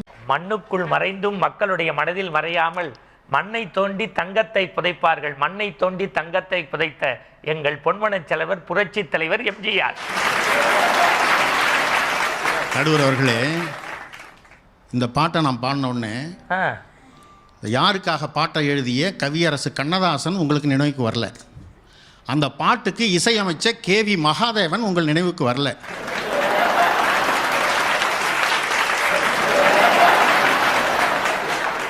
திரைப்படத்தில் தோண்டி நடித்த நடிகர் திலகம் சிவாஜி கணேசன் தானே உங்க நினைவுக்கு வந்தாரு. நான் ஆணையிட்டால் பாட்டை பாடின உடனே அதை மெனக்கிட்டு எழுதிய கவிஞர் வாலி உங்க நினைவுக்கு வந்ததா? அதற்கு இசையமைத்த MS விஸ்வநாதன் உங்கள் நினைவுக்கு வந்தாரா? படத்தில் தோன்றி அப்படி நடித்த மக்கள் திலகம் எம்ஜிஆர் தான் நினைவுக்கு வந்தாரு. அப்போ என்ன ஒரு நடுவர் எப்படி நடிக்கிறார் பாத்தீங்களா? ஐயா, உலகத்துல பேசி நடிப்பாங்க, பாட்டி நடிப்பாங்க, இப்படி நடிக்க வச்சு என்னையும் நடிக்க வச்சுட்டியப்பா. நடுவர்களே, இன்னொரு ஒரே செய்தி. நம்ம தமிழ்நாட்டினுடைய வரலாறு எடுத்து பாருங்க. 40 ஆண்டு வரலாறுல மக்கள் ஏகோபித்த பாராட்டுதலை இடம் கொடுத்து மக்கள் மனதை வென்ற நடிப்பு துறையில் இருந்தவர்கள் தான் 40 வருட காலமாக நாடாண்டு கொண்டிருக்கிறார்கள் என்ற காரணத்தினால் நடிப்பு நாடகம் தான் மக்கள் மனதை வெல்கிறது என்று கூறி அனைவருக்கும் இனிய பொங்கல் நல்வாழ்த்துக்களை நம்முடைய சங்கரா தொலைக்காட்சியின் மூலமாக கூறி விடைபெறுகிறேன். நன்றி, வணக்கம். இதுக்கப்புறம் நான் என்னத்தை பேசுறது? நான் இந்த அணியில இருந்தா துண்டக்கானு துணியக்கானு ஓடிடுவேன். இசையை காட்டிலும் நாடகத்தை காட்டிலும் இயலே என்று இயம்புவதற்கு கம்பன் வீட்டு கட்டுத்தறியும் கவிபாடும் என்பதைப் போல கம்பனை பேசி பேசியே கைத்தட்டு வாங்கிய என் அன்பு தம்பி திருமாறன் அவர்கள் 8 நிமிடத்தில் நறுக்கு தரித்தார் போல பேச. இந்த பொங்கல் நாளன்று இங்கே வருகை தந்ததோடு மட்டுமல்லாமல் சங்கரா தொலைக்காட்சியின் வாயிலாக உலகெங்கிலும் இருந்து பார்த்து கொண்டாடி கொண்டிருக்கிற அறிவுசால் தமிழர் பெருமக்கள் அனைவருக்கும் என்னுடைய முதன்மை வணக்கங்களை தெரிவித்துக் கொள்கிறேன். நடுவர் அவர்களே, நான் இவங்க பேசின எந்த கருத்தையும் மறுக்க போறதில்லை, நான் ஏத்துக்கிறேன். ஆனா ஒரு சின்ன விண்ணப்பம், தலைப்பை மாத்திருங்க. மக்களின் மனங்களை பெரிதும் கவருவது அப்படின்னு தலைப்பு நீங்க வச்சுட்டு இருந்தீங்கன்னா இவங்க சொன்ன கருத்துக்கள்ல எனக்கு மாறுதல் இல்லை, மக்களின் மனத்தை கவரக்கூடியது இசைதான், நாடகம் தான், நான் கூட போய் உக்காந்துருவேன். ஆனா தலைப்பு நீங்க என்ன கொடுத்துருக்கீங்க? மனித மனங்களை வெல்வது அப்படின்னு கொடுத்துருக்காங்க. இதெல்லாம் கவர்னதுக்கான பாயிண்ட். ஆனா வெல்றது என்ன? இங்க பாருங்க, மக்களினுடைய மனதை கவருதல் அப்படின்றது ஒரு நிலை, மக்களினுடைய மனங்களை நிறைத்தல்ன்றது அடுத்த நிலை, வெல்லுதல் அப்படிங்கிறது உச்சநிலை. மக்களினுடைய மனத்தை வெல்லணும்னா அது இயல் தமிழை தவிர வேறு மொழிக்கோ வேறு தமிழுக்கு இல்லை. தமிழை 3ஆ பகுத்தோம். நெடுங்காலமாக தமிழ் மொழி அப்படின்ற ஒன்று இருக்கு. தமிழ் மொழியை செம்மொழின்னு சொல்கிறோம். ஏன் சொல்கிறோம்? அதுக்கான மிக முக்கியமான தகுதிகள் என்ன தெரியுமா? அந்த மொழியால் தனித்து இயங்க முடியும்னு சொல்கிறாங்க. அதனால அதுக்கு பேர் உயர்தனி செம்மொழி. நாடகத்தாலும் இசையாலும் இயல் இல்லாமல் இயங்க முடியாத பொழுது நாடகமும் இசையும் இல்லாமல் தனித்து இயங்கக்கூடிய ஒரே ஒரு இயல் வடிவம் இருக்குன்னா அது இயல் அப்படிங்கிற அந்த வடிவம் தான். நாடகத்தை பற்றி ஐயா அவர்கள் ரொம்ப நல்லா பேசிட்டு போனாங்க. நான் கேட்குறேன், நாடகம் அப்படின்ற ஒரு துறை அவங்களாவது பரவாயில்ல, இசை அப்படின்றது மக்களினுடைய மனதை எப்படியாவது ஒரு வகையில் கவர்ந்துடும். நாடகம் இயலும் இசையும் மெர்ஜாவில்னு வச்சுக்கோங்க.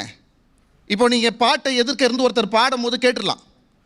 நாடகத்தை யாராவது நடித்து காட்டியே ஆகணும்.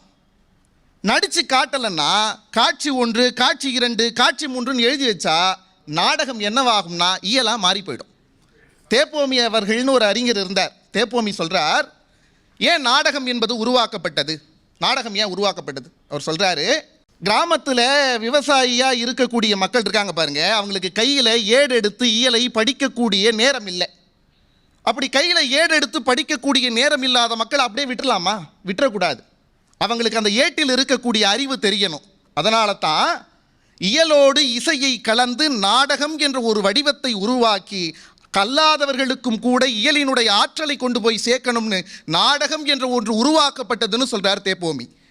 நாடகம் மக்களினுடைய மனத்தை வெல்லக்கூடிய கலை வடிவம் அப்படின்னு சொன்னாங்கன்னா, இயல் இல்லாமல் அந்த நாடகத்தால் மக்களினுடைய மனத்தை தொடவே முடியாதுன்றது தான் அடிப்படை. எனக்கு ரொம்ப பாட்டு பிடிக்கும்.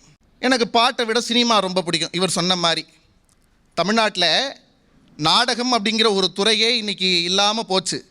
சென்னையில் நிறைய சபாக்கள் இருந்தது ஒரு காலகட்டத்தில். சென்னையில் இருந்த நாடக சபாக்கள் எல்லாமே அழிஞ்சு போய் ஒரே ஒரு நாடக சபா மட்டும் பெயரளவில் மவுண்ட் ரோட்டில் இருக்குது. சுகுணவிலாச சபான்னு சொல்லிட்டு அந்த சபா மட்டும் இருக்குது. நாடகம் சென்னையில் இருந்ததுக்குன்றதுக்கான ஒரே சான்று அதுதான். தமிழ்நாட்டில் சினிமா அப்படின்ற ஒன்று இருக்குது. எனக்கு சினிமா ரொம்ப பிடிக்கும். இப்போ வரும்போது கூட பாட்டு கேட்டுட்டு தான் வந்தேன். மனசு உடஞ்சி போய் தோற்று விழுந்த நான் இருக்கேன் பாருங்க. இப்படி தலையை தூக்கி பார்த்தேன். போர்டில் ஒன்று எழுதி போட்டிருந்தான், காணமுயல் எய்த அம்பினும் யானை பிழைத்த வேல் ஏந்தல் இனிது அப்படின்னு எழுதியிருந்தான். என்ன தெரியுமா அர்த்தம்? காட்டுக்கு போய் வேட்டையாடி ஒரு முயலை பிடிச்சிட்டு வந்து வெற்றின்னு சொல்கிற வெற்றி இருக்குல்லடா, அது வெற்றி இல்லை. காட்டுக்கு போய் யானைக்கு குறி வச்சு யானை மேலே எய்த ஈட்டி இருக்கு பார், அது தப்பி போய் கீழே விழுந்த அந்த ஈட்டி இருக்குல்ல, அதை வெறுங்கையோட ஒருத்தன் தூக்கிட்டு வரான் பார். காட்டுக்கு போயிட்டு வேட்டையாடிட்டு வந்தவன் அந்த முயலினுடைய வெற்றியை விட யானைக்கு குறி வச்சு தோற்ற உன்னுடைய தோல்வி பெருசு. ஏன்டா தோத்து போயிருக்க, எதுக்கு கலங்குற அப்படின்னு கேட்கலாம். இங்க பாருங்க, தினைக்கும் நான் 1/2 மணி நேரம் 1 மணி நேரம் கேட்குற பாட்டு நான் உடஞ்சி விழுந்தப்போ என் மனசை தேத்துறதுக்கு வரல. நான் வாரம் வாரம் பார்க்குற சினிமாக்கள் எனக்கு ஞாபகம் வரல. நான் நினைச்சே பார்க்காத இயல் வடிவம் தலையை தூக்கி பார்க்கும்போது அங்கே திருக்குறள்னு ஒருத்தன் எழுதியிருந்தான் பாருங்க. அந்த திருக்குறள் உடஞ்சு போன என் மனசை ஒட்ட வச்சதோட என் மனசை தூக்கி நிறுத்துச்சு, என் மனசை வென்றது. எங்க வெல்றதுன்னா என்னங்க? இவங்க சொன்ன மாதிரி ஒவ்வொரு பாட்டு இது பாம்பு இது பண்ணுச்சு. அது சாகும்போது ஒரு வரி உங்க மனசுலயே கடைசி வரைக்கும் நிற்கும்னா அதுதானே மக்களினுடைய மனதை வெல்வது. நான் சாகும்போது காணமுயல் எய்த அம்பினும் யானை பிழைத்த வேல் ஏந்தல் இனிதுன்ற வரிய மனசை விட்டு போகாதே. அப்படிப்பட்ட ஒரு சக்தி இந்த இயல் வடிவத்துக்கு தான் உண்டு. நீங்க பாருங்க, அந்த 2 வடிவங்களும் இயல் வடிவத்தினுடைய எச்சங்கள். ஆனா ஒண்ணு, அதை யாராவது எதிர்க்கு நிகழ்த்தணும். யாராவது ஒருத்தன் பாடி காட்டணும், யாராவது ஒருத்தர் நடிக்கணும். பாடி காட்டினாலும் நடித்தாலும் மட்டுமே வெளிப்படுகிற 2 கலைகள் அது. ஆனா யாரும் பாட வேண்டாம். 2000 வருஷத்துக்கு முன்னாடி ஒருத்தன் எழுதிட்டு போனதை உங்களுக்கு எழுத படிக்க தெரிஞ்சா மட்டும் போதும். எடுத்து பார்க்கிற அந்த மாத்திரத்திலேயே உங்கள் மனத்தை வெல்லக்கூடிய ஆற்றல் அந்த எழுத்துக்கு உண்டு. திருவள்ளுவன் அப்படிதான் என்ன காப்பாத்தினா. உங்களுக்கு தெரியுமா, பட்டிமண்டபத்துக்கு 2000 ஆண்டு வரலாறு உண்டு. நான் பட்டிமண்டபத்தில் ரிசர்ச் பண்ணுவேன். தமிழில் பட்டிமண்டப இலக்கியம்ன்றது தான் என்னுடைய எம்ஃபில் தீசிஸே. பட்டிமண்டபத்துக்கு ஒரு 2000 வருஷம் வரலாறு உண்டு. அன்றைக்கி என்ன தெரியுமா பண்ணுவாங்க, ஒரு நாவல் மரத்தை வெட்டி, நாவல் கிளையை வெட்டி எடுத்துகிட்டு வந்து நடு மன்றத்தில் நிறுத்துவாங்க. நடு மன்றத்தில் நிறுத்தி சொல்லுவாங்க, இந்த கருத்து இந்த மக்களுக்கு சொல்லப்பட்டது தவறு, இதை நான் எதிர்க்கிறேன், இந்த பாடல் மக்களிடம் போய் சேரக்கூடாது, யாரேனும் என்னோடு வாதாட வரலாம்னு நிறுத்துவாங்க. அப்போ இன்னொருத்தன் அதே மாதிரி நாவல் மரத்தை வெட்டிட்டு வந்து நிற்பான். நாவல் மரம் நாவன்மையை வெளிப்படுத்தக்கூடிய குறியீடு, என் கூட சண்டைக்கு வான்னு எடுத்துகிட்டு வந்து நிறுத்துவான். நிறுத்தினோடனே அந்த அரங்கத்தில் நிறைய மக்கள் இருப்பாங்க, நிறைய புலவர்கள் இருப்பாங்க. மாறி மாறி அவங்களுடைய பாயிண்டெல்லாம் எடுத்து வைப்பாங்க. கடைசியாக தலைமை தமிழறிஞர் ஒருத்தர் இருப்பார், எழுந்து சொல்லுவார், இவன் இந்தந்த பாயிண்ட்டை சொன்னான், இவன் இந்தந்த பாயிண்ட்டை சொன்னான், இவன் சொன்ன இந்த கருத்தின் அடிப்படையில் இவன் சொன்ன இந்த கருத்துக்கள் உடைபடுகின்றன, எனவே இந்த மன்றம் இதை ஆதரிக்கிறதுன்னு ஒரு தீர்ப்பு கொடுப்பாங்க. பட்டிமன்றம் அன்னிலிருந்து இன்றைக்கு வரைக்கும் ஒரு பட்டிமண்டப வடிவம் என்பது உடையாமலேயே இந்த மண்ணில் கடத்தப்பட்டு வந்திருக்கிறது. நான் சொல்கிற செய்தி பெரியவர்களே, அன்றைக்கு பாடின இசை நம்மக்கிட்ட இல்லை, அன்னைக்கு நடத்தின நாடகம் நம்மக்கிட்ட இல்லை. ஆனால் இயல் வடிவத்தின் ஒரு கலை வடிவமான பட்டிமண்டபம் 2000 ஆண்டுகளாக நம்மை தொடர்ந்து வருதுன்னா, இத்துணை மக்கள் நீங்கள் கேட்குறீங்கன்னா, பட்டிமண்டபம் என்ற இயல் வடிவம் உங்கள் மனத்தை வென்றிருக்கா இல்லையா? இன்னொன்று சொல்கிறேன், இந்த உலகத்திலேயே நாடகத்தால் புரட்சி அடைந்த நாடு, இசையால் புரட்சி அடைந்த நாடு அப்படின்னு ஒரு நாடு கிடையாது. தமிழுக்குன்னு இல்லை, இந்த உலகத்தையே கட்டி போடக்கூடிய ஆற்றல், உலகில் இருக்கக்கூடிய எல்லா மக்களையும் கட்டி போடக்கூடிய ஒரே ஆற்றல் இருக்கக்கூடிய ஒரு கலை வடிவம்னா அது இயல் வடிவம் தான். ஹிட்லர் அப்படின்னு ஒருத்தர் தான், அவனுடைய சின்ன மீசைக்குள்ள அந்த பெர்லின் நகரமே ஒளிஞ்சுக்கிட்டு இருக்கிறதா அந்த மக்கள் நினைச்சாங்க. நாடு அழிய போகுது, உள்ள எதிர்நாட்டு படைகள் வந்துருச்சு. அப்ப நினைச்சாங்களாம், ஹிட்லர் வெளியே வந்து ஒரே ஒரு பேச்சை மட்டும் பேசிட்டானா பெர்லின் நகரத்துக்குள்ள இருந்தே விட்ட இடங்களை எல்லாம் பிடித்து விடலாம்னு நினைச்சாங்களாம். பேச்சுக்கு அவ்வளவு பெரிய ஆற்றல் இருக்கு. அதனால பெரியவர்களே, இசை தெரிஞ்சவங்களினுடைய மனதை இசை கவரும்.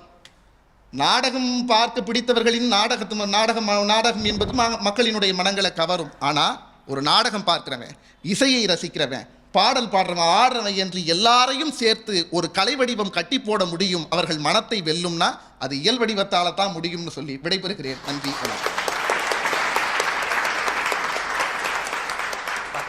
அன்புக்குரிய பெருமக்களே, ஊரங்கும் ரஷ்ய புரட்சி, ஊரங்கும் ரஷ்ய புரட்சி, பீரங்கி முழக்கம். அப்பொழுது மயாகோஸ்கி என்கின்ற ஒரு கவிஞன் சொன்னான், மக்களே, நீங்கள் போரில் வெற்றி பெற வேண்டுமென்றால் தலையில் லெனினோடும் கையில் துப்பாக்கியும் தாங்கி போருக்கு செல்லுங்கள் என்றவுடன் அந்த கூட்டத்திலிருந்து ஒருவர் எழுந்து சொன்னார், மயாகோஸ்கியே, நாங்கள் தலையில் லெனினோடும் கையில் துப்பாக்கியோடும் இதயத்தில் உனது வரிகளோடும் தாங்கி போருக்கு செல்கின்றோம், வெற்றி உறுதி என்றார். போர்க்காலத்தில் கூட ஒரு கவிஞனுடைய, ஒரு படைப்பாளியினுடைய வரிகள் இதயத்தை தொடுகிறது என்றால் அது ஏழுக்கு கிடைத்த வெற்றி என்பதை ரஷ்ய புரட்சியில் நான் படித்திருக்கிறேன். நீங்கள் பார்க்குற எல்லாருக்கும் பணிந்து சொல்கிறேன், யாரும் என்கிட்ட கோச்சிக்கிட்டாலும் எனக்கு அதை பற்றி கவலை இல்லை. இன்றைக்கி பட்டி மண்டபம்ங்கிறது ஒரு 15 ஜோக்கு வச்சு மனைவியும் மச்சினிச்சியும் கிண்டல் பண்ணுறதான்னு யூடியூப்பில் வர்றதில்லை பெருசு. ஒரு யூஜி படித்து, பிஜி படித்து, எம்ஃபில் முடித்து, பிஹெச்டி வாங்கி அந்த கல்வி நிறுவனத்துக்கு என்ன தெரியுமா பேர்? மதர் ஆஃப் மெட்ராஸ் யூனிவர்சிட்டின்னு பேர், மாநில கல்லூரிக்கு. அங்கே முனைவர் பட்டம் வாங்க போகிறார், ஆராய்ச்சி மாணவர். அவர் பேச்சில் காஞ்சிபுரம் பட்டு மாதிரி செய்திகள் இருந்தது பாருங்க. ஒரு பலத்த கைத்தட்டு தர வேண்டாமா? குவான்டிட்டியாக இருக்கும் சில விஷயம், சில இது குவாலிட்டியாக இருக்கும்பாங்கல்ல. ஒரு தரமான பேச்சு என்பதற்கு இன்னொன்று பாருங்கள், அடுத்த தலைமுறை பேச்சாளர்களில் ஒரு தா ராஜாராம், ஒரு தா ராமலிங்கம், ஒரு வழக்கறிஞர் சுமதி போன்றவர்கள் வளர வேண்டாமா என்றால் இதோ தம்பி திருமாறன் இருக்கிறார் என்று சொல்லக்கூடிய வகையில் தகுதியோடும் தரத்தோடும் பேசியிருக்கிறார், அறம் பேசியிருக்கிறார். அகமகிழ்ந்து பாராட்டுகின்றோம். ஆனால் இதற்கு இது ஒரு சிங்கம்னா அடுத்து ஒரு சிறுத்தை வர்றதுக்கு காத்துக்கிட்டு இருக்கு. இப்போ சிங்கத்துக்கும் சிறுத்தைக்கும் இடையில ஒரு மான்குட்டி வர இருக்கிறது. இது ஒரு புள்ளிமான். எங்கள் இதயத்தை அள்ளி அள்ளி கவரக்கூடிய ராஜபாளையம் தந்த மான்குட்டியே வாப்பா, இசையேன்னு பேசுறதுக்கு வருகிறார் உங்கள் கைத்தட்டலோடு. நிலை பெறுத்தலும் நீக்கலும் நீங்களா, அழகிலா விளையாட்டுடையார் அவர் தலைவர் அன்னவர்க்கே சரண் நாங்கள். இது கம்பராமாயணத்தினுடைய வாழ்த்து பாட்டு. கவி சக்கரவர்த்தி கம்பருடைய இறைவணக்க பாட்டு சொன்னேன், ஒரு ஆள் கூட கைத்தட்டலை. இதுதான் இயல். சும்மா நான் உன் பக்கம்தான்ப்பா. இதே இயலை இசைக்குள்ள கொண்டு வரேன் பாருங்க. உலகம் யாவையும் தாமுளவாக்கலும் நிலை பெறுத்தலும் நீக்கலும் நீங்களா, அழகிலா விளையாட்டுடையார் அவர் தலைவர் அன்னவர்க்கே சரண் நாங்களே.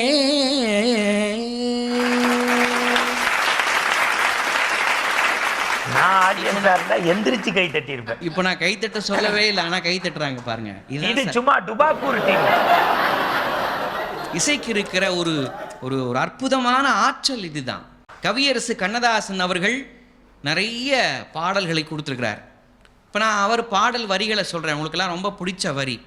கோடி மலைகளிலே கொடுக்கும் மலை எந்த மலை, கொங்குமணி நாட்டினிலே குளிர்ந்த மலை எந்த மலை, தேடி வந்தோர் இல்லமெல்லாம் செழிக்கும் மலை எந்த மலை, தேவாதி தேவரெல்லாம் தேடி வரும் மருதமலை.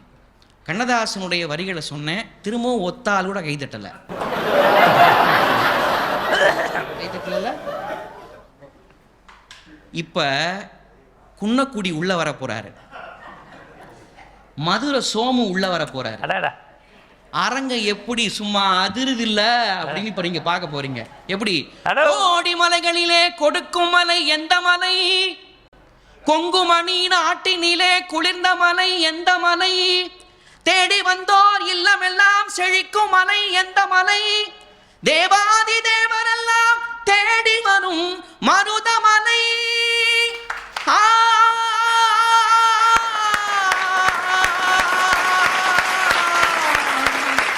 மருதமலை மருதமலை.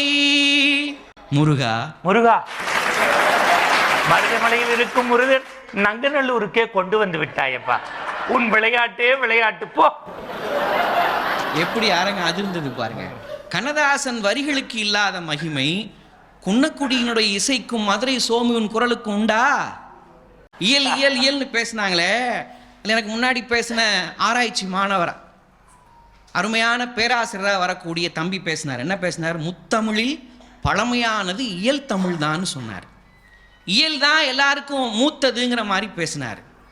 கிடையாது கிடையாது, நகி நகி பேட்டா. தொட தொட இந்தி மாலும் பௌதி அச்சா. இயலுக்கு இயலுக்கு அப்பனே இசை சார். நான் சொல்லல, வரலாறை படிச்சா நமக்கு தெரியும். மொழி தோன்றுவதற்கு முன்பாகவே ஒலி தோன்றியது, இசை தோன்றியது.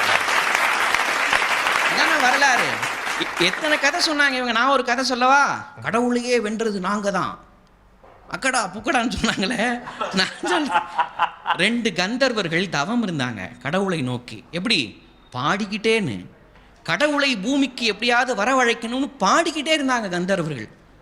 சாமி இறங்கி வந்துட்டார் சார். கந்தர்வர்களே, உங்கள் பாட்டில் மயங்கினேன், உங்களுக்கு என்ன வரம் வேண்டும் கேளுங்கள் அப்படின்னாங்க. கந்தர்வர்கள் 2 பேரும், எங்களுக்கு வரமே வேண்டாம், ஒரே ஒரு விருப்பம் மட்டும் இருக்கு, அதை மட்டும் நிறைவேற்றுவீர்களா அப்படின்னு கந்தர்வர்கள் கேட்டாங்க. சிவபெருமான் உடனே சரின்ட்டார். சொல்லுங்க உங்களுக்கு என்ன விருப்பம் அப்படின்னு கேட்டவொடனே கந்தர்வர்கள் சொன்னாங்க, நாங்கள் பாடிக்கிட்டே இருப்போம், நீங்கள் கேட்டுக்கிட்டே இருக்கணும். சிவபெருமான் கேட்டா, எனக்கு வேற வேலை வெட்டி இல்லை, அதெல்லாம் எனக்கு தெரியாது, எங்களுக்கு எங்களுடைய விருப்பத்தை நிறைவேற்றுவீங்கன்னு உறுதி அழிச்சிட்டீங்க, எங்கள் விருப்பத்தை நிறைவேற்றணும், நாங்கள் பாடிக்கிட்டே இருப்போம், நீங்கள் கேட்கணும்னு சொன்ன உடனே சிவபெருமான் கொஞ்சம் கூட யோசிக்கல. 2 கந்தர்வர்களை தோடாக மாற்றி காதில் அணிந்து கொண்டார். கடவுள் பாட்டு கேட்டுக்கிட்டே இருக்கிறாரு.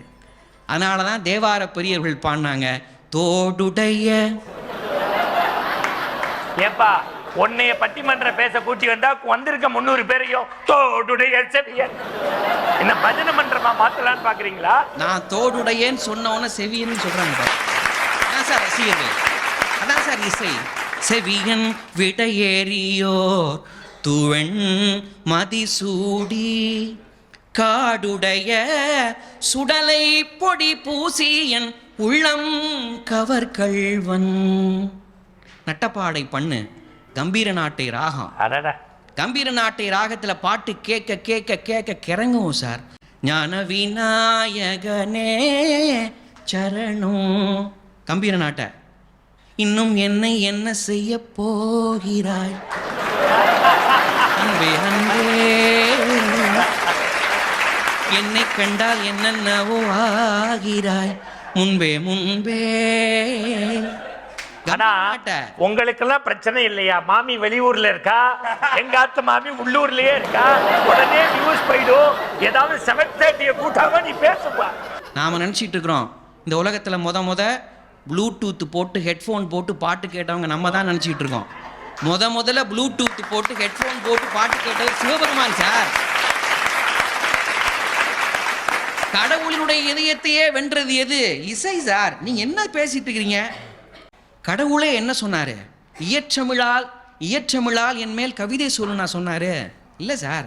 பெரிய புராணத்தை சேக்கிழார் என்ன எழுதுறாரு? சுந்தரரை பார்த்து கடவுளே சொன்ன மாதிரி சேக்கிழார் எழுதுறாரு, நமக்கும் சிறப்பின் மிக்க அர்ச்சனை பாட்டே ஆகும், பாட்டே ஆகும். ஆதலால் மண்மேல் சொல் தமிழ் பாடுக என்பார் தூமரை பாடும் வாயார்னு சாமியே சுந்தரரை பார்த்து, சுந்தரா என்னை தமிழால் பாடுன்னு சொன்னதுக்கு அப்புறம் இந்த சாமியை சொல்லது நீங்க ஏன் சார் கேட்குறீங்க?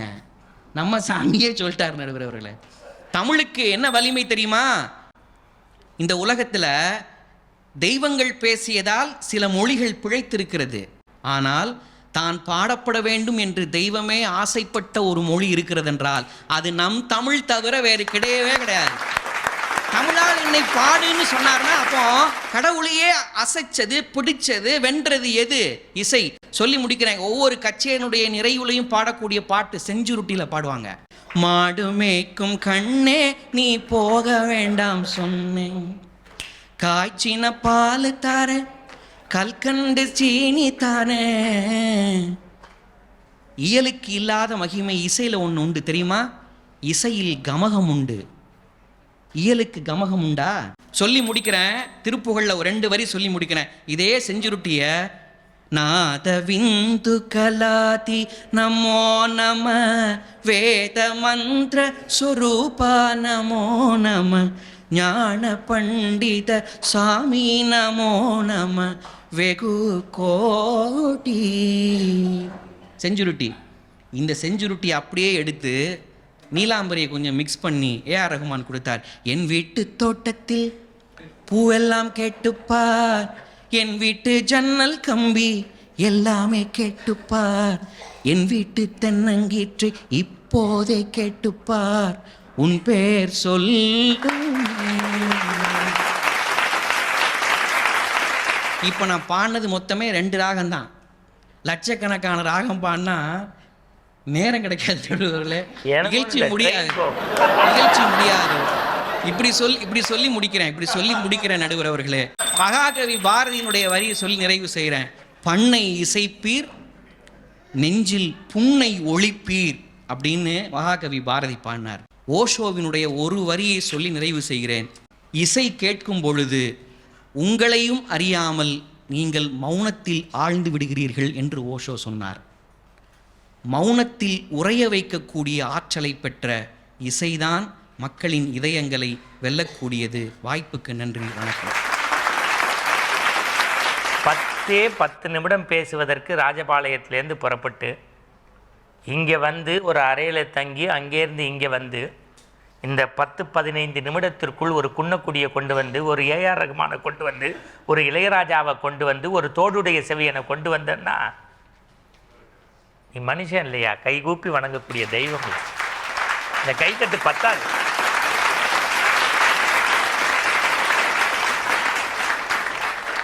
என் மாமியார், என் மச்சினிச்சி, என் மனைவின்னு 100 ஜோக் சொல்லி யூடியூப்பில் பார்த்து லைக்ஸ் போடுறதில்ல சார்.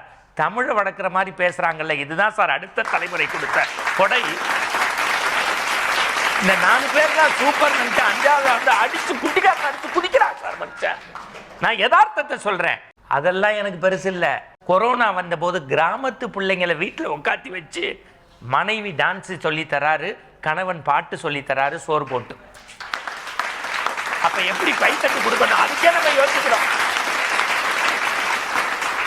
நான்லாம் ஒரு ராஜ பரம்பரை மாதிரி இருந்ததுன்னா மொத்தமாக டெபாசிட் பண்ணி வாழ்க்கையாண்டுருவேன். எத்தனை ஏழை பிள்ளைங்களுக்கு சொல்லித்தராரு. உமாசங்கரை நினைக்கும் போது ஒரு வரி தான் இன்னைக்கு சொல்ல தெரியுது. என் முத்தத்தை உனக்கு மோதிரமாக்கி போடுகிறேன். என் ஆசிரியரை வைத்தும் சொல்கின்றேன், இவர் மட்டும் பெண்ணாக இருந்திருந்தால் உங்கள் துணையோடு என் மனைவியிடம் கேட்டு இவரை மறுமணம் செய்திருப்பேன். வாதியாரை வச்சுட்டு செஞ்சா தப்பு இல்லை, வசிஷ்டன் விஸ்வாமித்திரரே இருக்காருன்னு சொல்லிட்டு போயிடலாம். என்னையா பேச்சு, என்ன அழகு. நம்ம நல்ல நல்ல நீள் ஆயுள், நிறைய செல்வம். இவங்க எல்லாருக்குமே 365 நாள் நிகழ்ச்சி இருக்கணும்னு கைத்தட்டுக்கணும். இந்த 5 பேரும் பேசினா நானாக இருந்தால் கிளம்பியிருப்பேன். சரவணனாக இருந்தால் மேடைக்கு போவாப்புல, ஏன்னா அது சிறுத்தை குட்டி, கைத்தட்டலோட வராப்புல. பத்தாது, நாடகமே என்கின்ற அணியை எடுத்து நிறுப்புவதற்கு இலங்கையிலிருந்து மாமனார் வாங்கி கொடுத்த பட்டு வேட்டியோடும் மனைவி வாங்கி கொடுத்த தலைப்பொங்கலுக்கான சட்டையோடும் வருகிறார். செங்கையில் மான் தூக்கி சிவந்த மழு தூக்கி அங்கத்தில் ஒரு பெண்ணை அனுதினமும் தூக்கி திங்களை கங்கையை கதித்த சடையில் தூக்கி அங்கும் இங்கும் தேடியவரும் கண்டிராத காலை தூக்கி ஆடும் தெய்வமே என்னை கை தூக்கி ஆள் தெய்வமே.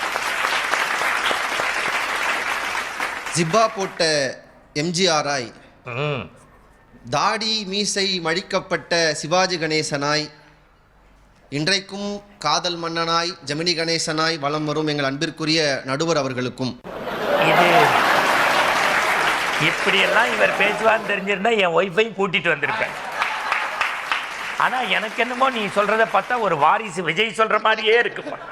பேர்மருக்குரிய பேச்சாளர் பெருமக்களுக்கும் எதிரே வீற்றிருக்கக்கூடிய பார்வையாளர்களுக்கும் உலகெங்கும் இருந்து சங்கரா தொலைக்காட்சியின் வழியாக இந்த நிகழ்ச்சியை பார்த்து கொண்டிருக்கிற அத்தனை பேருக்கும் இனிய பொங்கல் திருநாள் நல்வாழ்த்துகளும் வணக்கங்களும்.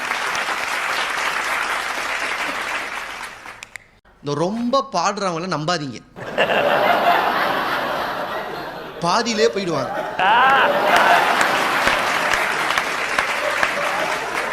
ஆமா, நாடகம் பாதியிலலாம் இல்லை. ஊரில் மேடை போட்டு நாடகம் நடிக்கும் போது எதிர்க்க இருக்கிற ஊரே தூங்கினாலும் கூட ஒரு சின்ன அசைவில் கூட சோர்ந்து போகாமல் காலை வரை நடித்து மகிழ்விக்கிற ஒரு இனம் என்றால் அது நாடகங்கள்.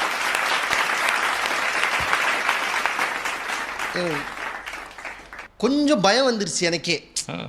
உங்களுக்கே இல்லை, எனக்கே விடிய விடிய பாடுவாரோன்னு பயந்துட்டேன். ஏன்னா அவர் ட்ரெயினை பிடிக்கணும். ட்ரெயினை பிடிக்கலன்னா அவருக்கு பிரச்சனை இல்லை. ரயில்வே ஸ்டேஷனில் உட்காந்துட்டு எல்லாரும் கூப்பிட்டு வச்சு இது முராரி ராகம், இது காம்போதி ராகம். எனக்கு டிடிஆர் நினைச்சாலே மனசு பக்குன்னு ஆயிடுச்சுங்க. இப்போ ட்ரெயினில் அவர் ஒழுங்காக போவார்னு நினைக்கிறீங்களா? ஸ்லீப்பிங்ல கிடையாது. மானச சஞ்சலரே. இப்போ ஆட்டோக்காரனே செத்தான், அப்போ கூட யார் போகிறாங்களோ. சார், நான் நியாயமாக ஒரு கேள்வி கேட்குறேனே. தலைப்பு என்ன கொடுத்துருக்காங்க பாருங்க, மக்கள்னு சொல்லியிருக்காங்க. யார் மக்கள் தெரியுமா? காம்போதி ராகமும் முராரி ராகமும் நட்டபாடையும் தெரிந்தவர்கள் மட்டும் மக்கள் அல்ல, அது 102 பேர் தான். மீதி 98 பேரும் இதுவெல்லாம் தெரியாத பாமர மக்கள் என்பதை மறந்து விட்டு இவர்கள் பேசி கொண்டிருக்கிறார். சார், ஒரு ஊரில் எங்கள் அண்ணன்மார் தான் ஒருத்தர் ஹார்மோனியப்பட்டி கூப்பிட்டு நிற்க வச்சுவிட்டு எதிர்க்க ஒரு 10 பேரை நிற்க வச்சுவிட்டு நான் சொல்கிறேன் கேளுங்கன்னு என்ன பண்ணார், ஹார்மோனியப்பட்டி கையில் வச்சு தரரரரரரா இது நட்டப்பாடையினார், தரரரரரரரா இது சிவரஞ்சனினார், தரரரரரரரா. பக்கத்தில் இருந்தால் கேட்டான். முடிச்சதுக்கப்புறம் என்னடா ரொம்ப நேரமாக உட்காந்து கேட்டுட்டு என்னடா சொன்னார், அந்தாலும் டொய்யின்னு அழுத்தினான். இவ்வளோதான் சார். அது மக்கள் மனதை வெல்வது என்றால் என்ன தெரியுமா? 1ஆம் வகுப்பு படிக்காதவன் கூட எழுந்து நின்று கை தட்டி பலேன்னு சொல்ல வச்சாதான் சார் அது மக்கள் மனதை வெல்வது என்ற அர்த்தம். என்றால் கொஞ்சம் யோசிச்சு பாருங்க, கர்ண மோட்சம்னு ஒரு நாடகம் நடந்ததுன்னா கர்ண வேஷம் போட்டவன் அப்படியே படுத்துட்டு அப்படி நெஞ்சில் அம்பை வாங்கி அழுதுகிட்டே பாடுகிற போது நீங்க பாருங்களேன், கர்ணனுக்கு எதிராக உட்கார்ந்து இருக்கிற பேர்ல பாதி பேர் கண்களில் தண்ணீர் சொட்ட சொட்ட அந்த நாடகத்தை பார்ப்பார்கள் என்றால் அதுதான் மனதை வென்றது என்பதை மறந்து விடாது. இயல் மட்டும்தான் மனசை மாற்றும்னு திருமாறன் சொன்னார். திருமாறன் இயல் மட்டுமே புரட்சி செய்யலாம்னு நினைக்காதீங்க. இந்த மண்ணினுடைய மகாத்மாவாக இருக்கிற காந்தி சத்தியத்தோடு பொய்மை பேசாமல் இருந்தார் என்றால் ஹரிச்சந்திரன் நாடகத்தை பார்த்ததுதான் காரணம் என்கின்ற வரலாற்றை மறந்து விட்டு பேசாது. அப்புறம் இயல்னு பேசினவங்க நிறைய விஷயங்களை முன் வச்சாங்க. அதில் எங்கள் அண்ணன் முதல்ல வந்து சொன்னார், இயல் இல்லை என்றால் நாடகங்கள் இல்லை அப்படின்னார். முதல்லலாம் ஊம படம் தான் சார் வந்துச்சு, டைலாக்கே கிடையாது. அது இல்லாமையே அன்றைக்கி படங்கள் வெற்றி அடைஞ்சிச்சு. டைலாக் வந்ததுக்கப்புறமும் இசை வந்ததுக்கப்புறமும் அதனால தான் திரைப்படம் ஜெயிச்சிச்சு நீங்கள் நினைக்கிறீங்களா? கிடையாதுங்க சார். நீங்கள் சொன்ன அதே திருவிளையாடல் புராணத்தில் பாட்டும் நானே பாவமும் நானேன்னு ஒரு பாட்டு வரும் சார்.